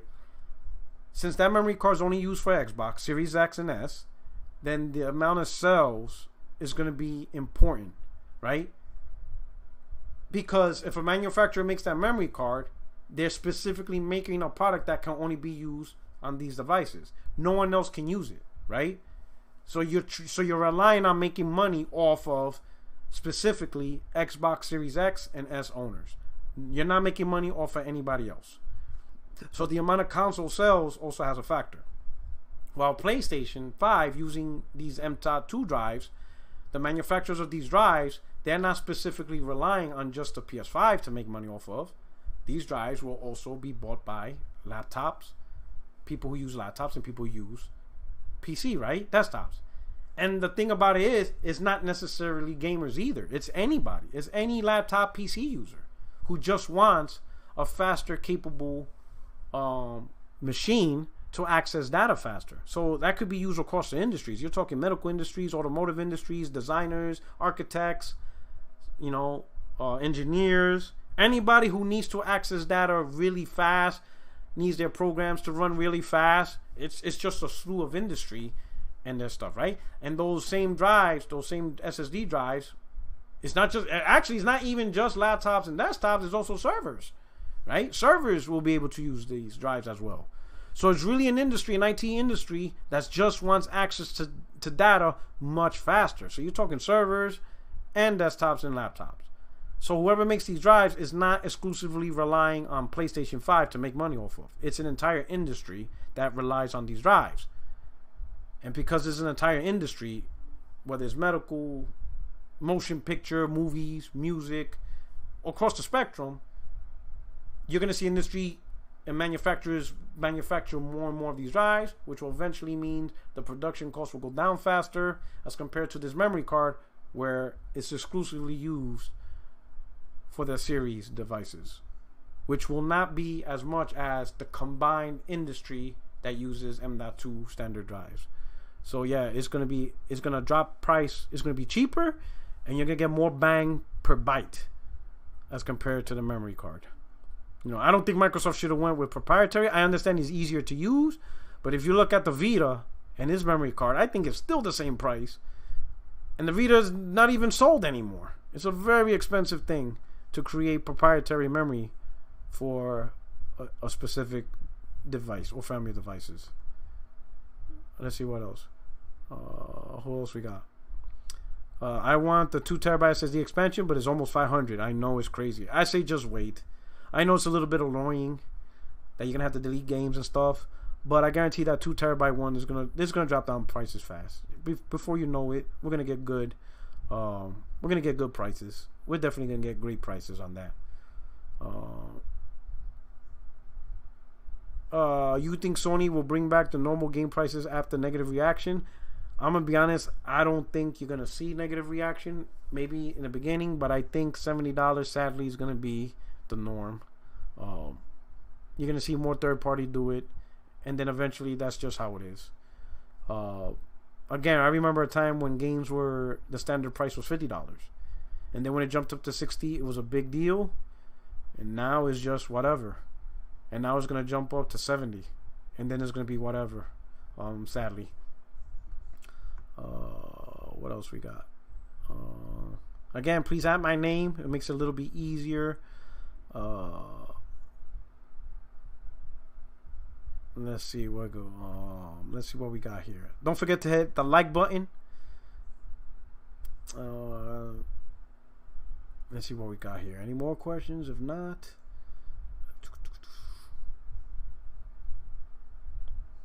hey, P-Rock, did you hear about Sony being a good spot to buy Warner Brothers if they go on sale again? So that was just Michael Patcher, his opinion. I'm going to say this, and this is just my view on it. So AT&T owns Warner Brothers. So AT&T is the main company, right? And they own Warner Brothers, everything Warner Brothers, TV shows, HBO, all that stuff. It belongs to AT&T. I think when AT&T said they wanted to sell Warner Brothers, it was just the assets and studios and developers. Just the physical stuff and the employees and all the things that they have to publish and make games. I think that was what's being sold. But the actual rights to make DC game IPs, I don't think that was part of the deal. I think they just wanted to get out of gaming. I think they wanted to get out of them making games and having to always invest in making games, and actually just get rid of all those things and then just sell off temporary licensing to make games. Similar to what Marvel Gaming Studios is doing. Marvel Gaming Studios don't actually have a gaming studio. They don't actually have and make their own games. They are licensing games to other studios to make the games, and they just make the profit off of that, right? Kind of like Insomniac and Sony are making Spider-Man, but it's still a Marvel Game Studios game, right? Avengers is made by Square Enix, but that's a game studio games. The Marvel game that's on Switch, Marvel Game Studio, you understand? So all these other companies are making the Marvel games, but Marvel Games is licensing it out to them. And I think AT&T would have liked to do that. But I think everybody is saying, just like you, oh, Warner Brothers is going, oh, cool, we could buy Batman. I don't think Batman and all that was part of the deal. And I think once these companies realize that AT&T is not selling what they really want, they're just trying to get rid of studios, I think everybody's like, yeah, we're good, right? Because when you think about it, all these studios, even include the Harry Potter IP, right? Mortal Kombat, and all the DC properties, that is what they really want, right? And some companies are willing to absorb the studios just to get their hands on those IPs, because that's really what you're buying, right? But I think once they realize, I would imagine Microsoft, even Sony, anybody, call them and they're like, okay, let's talk about it. And they're like, wait, hold on. Wait, you're just selling your developers and the tool sets and the engines, but you're not including the IP rights? Ah, okay. Hey, appreciate it, thanks, but no thanks. Click. And that's it. And I think that's what's happening. So I don't think Warner Brothers AT&T is selling permanent IP rights with this stuff. And I think because of that, no one's going to care about buying these studios. They're absorbing studios with nothing behind them. P-Rock, without saying none, bro, what's your top 5 Xbox games this gen, and what Xbox games you looking forward to for next gen?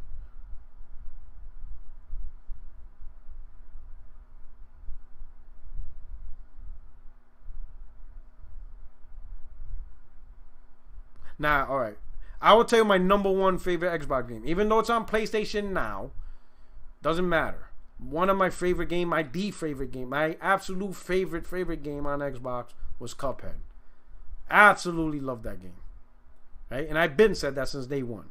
Right? I'm not saying that because now it's on PlayStation 5, whatever. No, I played the shit out of that game. It was absolutely fun. Probably one of my favorite games this gen, period. Not just on Xbox, but just in this gen.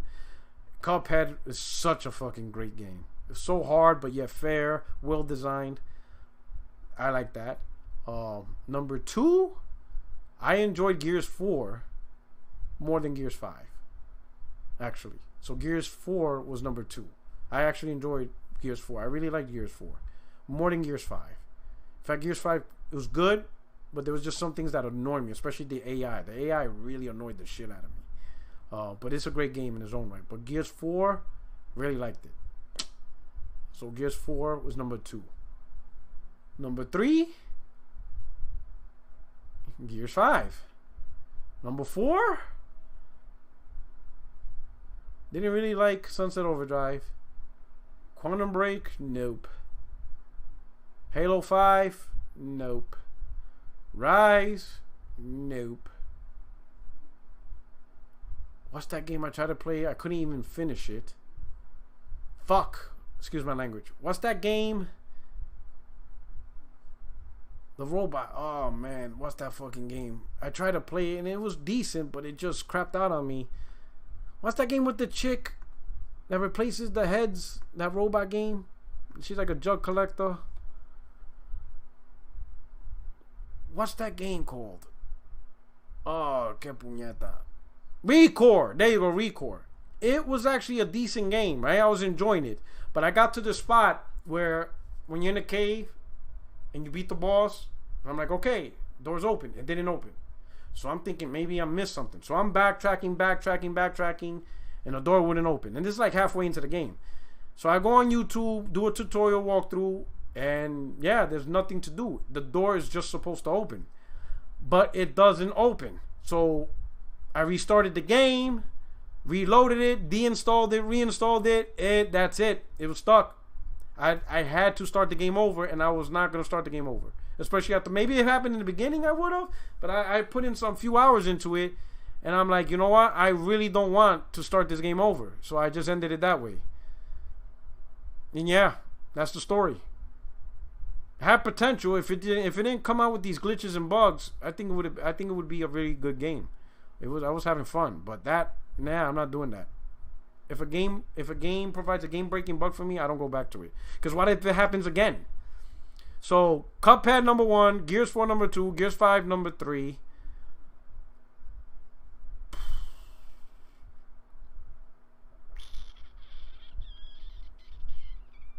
And I'm only going by, the MS games. I'm not including third party. Halo 5 was okay, but I wouldn't. I beat Halo 5. I beat Quantum Break. I beat Rise. I'm not into racing games, so I can't really give a fair shot. I don't like racing. I don't even like Gran Turismo, so I would never put those games on any list.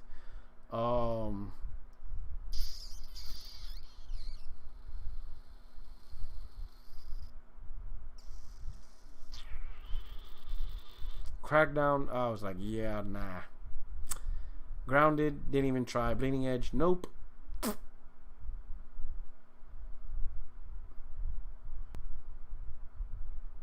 What the fuck?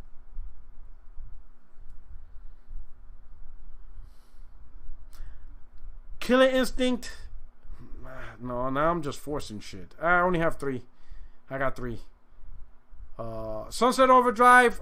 Alright, I played Sunset Overdrive. I played it halfway and I stopped playing. I lost interest. And the reason why I lost interest is because to me it felt like a poor man's Infamous. And what I mean by that is, take Infamous, right? You know, Infamous had the rail riding. You know, you go on a train and you ride and you rail all around, right? So now take Infamous, force the Infamous character to just do that, right? Because if you try to put the Infamous character and walk or jump on the buildings, it will completely try to destroy you, because that's not what you're meant to do. So force Infamous to just do rail riding throughout the whole game. And that is Sunset Overdrive. So it's Infamous minus more gameplay. And that's what it felt like to me, right? I think while I like the focus on the gameplay of the rail riding, it shouldn't have been restrictive to that.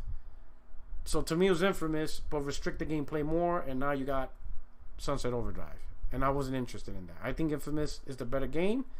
It's like Sunset Overdrive, but with more better gameplay. You know,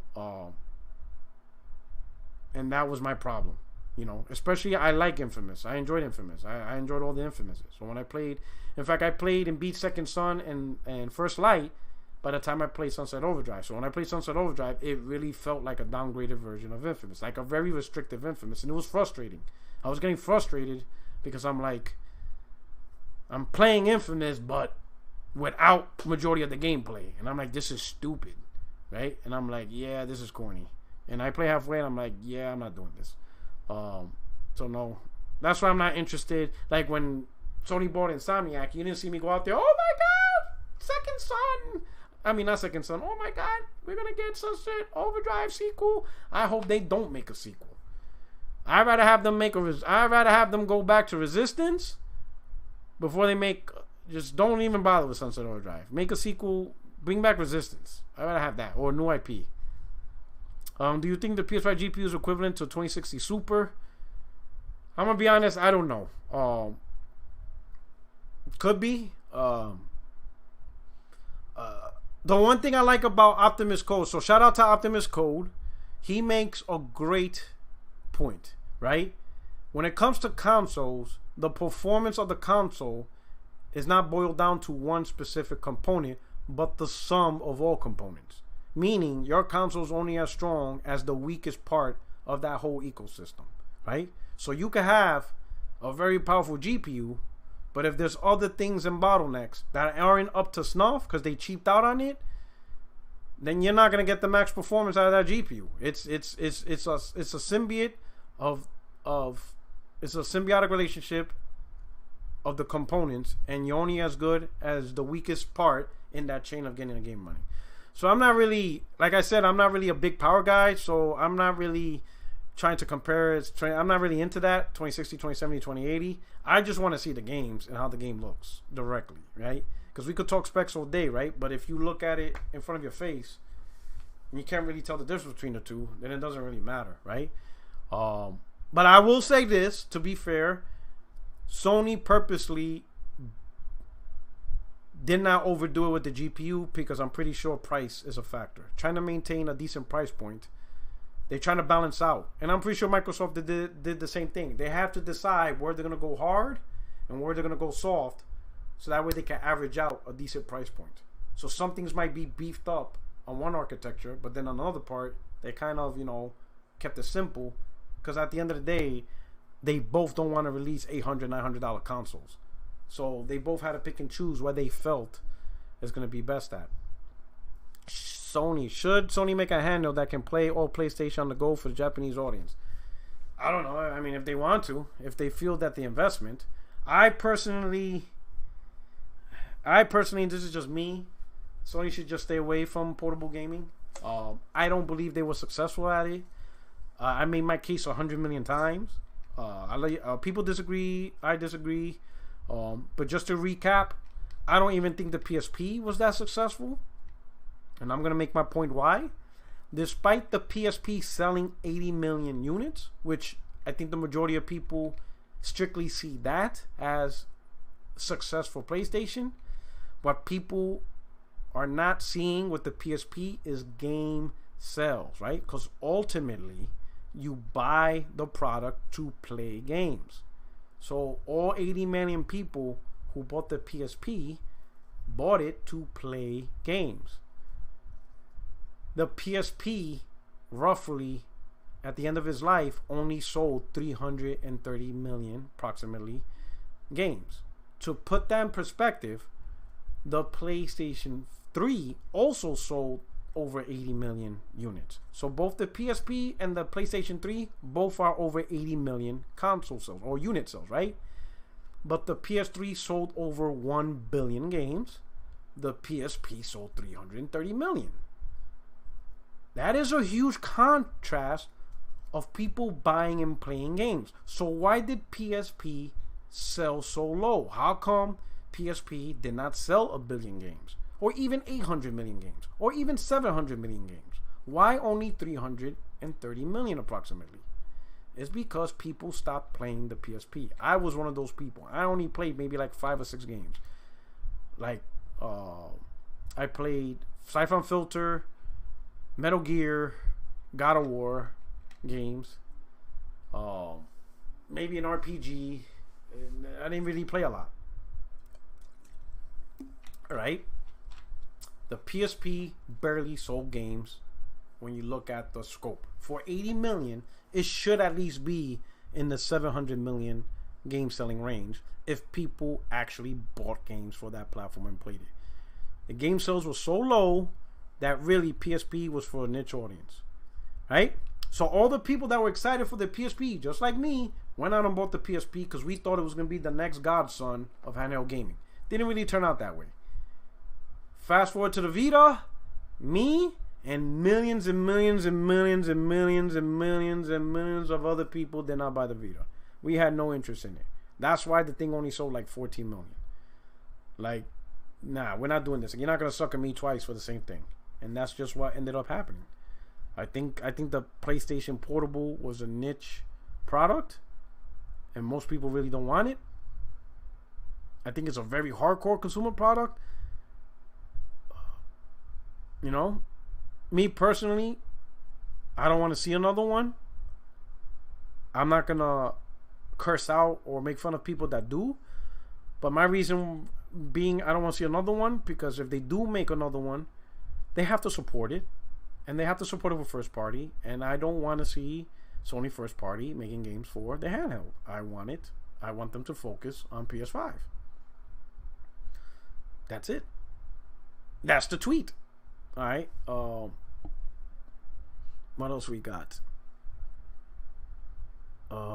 Can I get 6 more likes for 200? Let's see. Custom firmwares. I agree. Sir Kako said for custom firmwares on the PSP. And that's a niche thing too. It's not like everybody did that too, but I think that was probably the big thing of PSP. Was simply getting custom firmwares, and everybody was playing Nintendo games. I mean, I seen emulators on there. It was good with that. I give it that. PSP and its emulation, that shit was on point. Not gonna lie, that thing was on point. It's crazy. PS3 gave me 12 free Blu-rays. I'm telling you, bro. Choice chain. That PS3, the initial first 3 years was a disaster. PS3 was an amazing Blu-ray player. It didn't survive because of Blu-ray player. JT Harris. That's not at all. Not at all. In fact, most people stopped buying it. I think Blu-ray players broke under $300 in 2009. So Blu-ray players was really cheap. Much cheaper than the PS3. What saved the PS3, and it survived, was Sony went back to its core philosophy.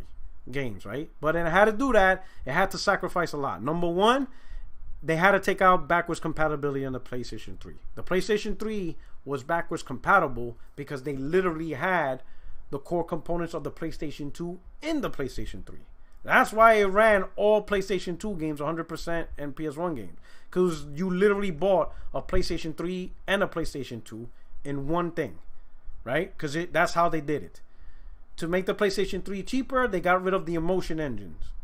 And they took it right out. And because they took it out and didn't have a software solution, that's it. BC was removed. But what that did was it made the PS3 drop in price incredibly to where they were able to release a PlayStation 3 Slim for, if I remember, $399, which was huge. Because now the console was selling.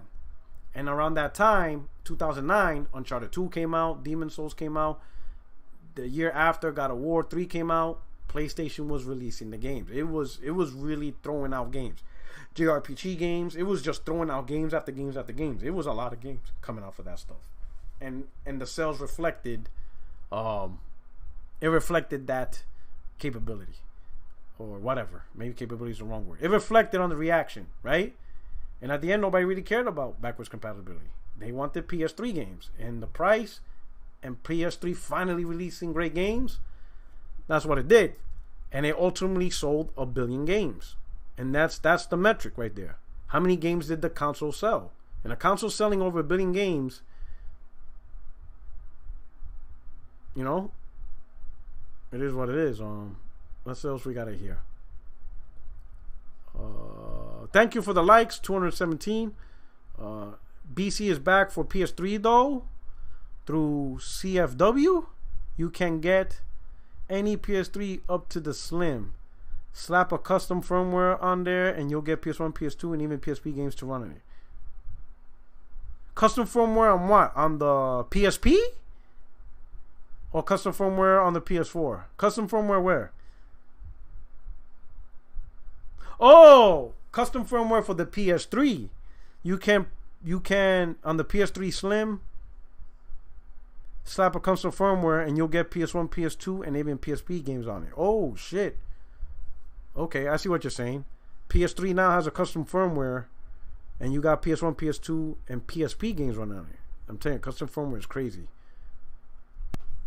You guys be doing some crazy stuff on there. I'll be done almost.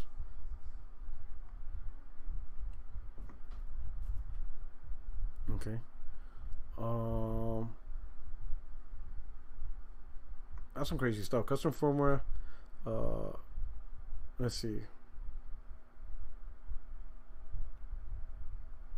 Impatient Fire. Why do you think MS hasn't shown any next-gen games running on the Series X hardware yet? We are weeks away from the launch. My opinion is because the only next-gen games that they are able to show is third-party. And I don't know if third-party is ready right now to show off their games. You know, because a third-party, they have all the way up until launch, right? You buy the console, you install the game, and they could release a day one patch to get all the enhancements and all the stuff that's next gen. And because I don't think Microsoft has any first party on their own to show off, so they can show off their own stuff, show off ray tracing on their own first party titles, I don't think they have anything near ready. Because if you remember when they showed Halo Infinite during the Xbox showcase, they mentioned live on the showcase or at some point that ray tracing won't be available for Halo at launch. It would be patched in later. So if Halo was to come out this year, it will not have ray tracing. It would have to be patched in later. So that just shows you that even Microsoft first party on their own wasn't even ready. So I don't know if third party is ready, right? And Capcom came out and said, hey, the MC5 Special Edition won't have ray tracing at launch for Xbox. So even for them, in my opinion, Microsoft is relying on third party, and I think that's what they're waiting on. They're waiting on to use third party to show off their console's capability, and that's something interesting, right? And the reason why I say that's interesting is because will third party, even on Xbox, are they gonna go balls to the walls, showing the absolute pristine capabilities of the Xbox Series X, right? Can you trust Ubisoft or EA or Activision to really go bells and whistles and just go all out, right? Absolutely show the world that, yeah, Xbox Series X blows PS5 out the water. Do you think those guys really are going to go that far to say, oh yeah, our version of our game on Series X destroys the PS5 version of our game? I don't think they're going to do that because they don't want any version of their games look bad to where they have to explain, and then the consumer's going to be like, you know what, I'm not going to buy your game then. I don't think they want to put themselves in that position. For Breezy, thank you for the super chat. Don't have to read, but thank you for your service in the field and in these YouTube streets. Of course I'm going to read it, man, but I truly appreciate the super chat. You know, and let's see what we got here. I'm going to do one more last question. Let's see if I get a good one. Oh, that's it. I think that's it. Okay, let's see. Do you think Sony should try to have more variety next gen in terms of exclusives? A lot of PS4 exclusives this gen were third-person action-adventure games. I think PlayStation has the variety. If you look at Gravity Rush, right? I mean, I can name a whole bunch of games that Sony released with the variety.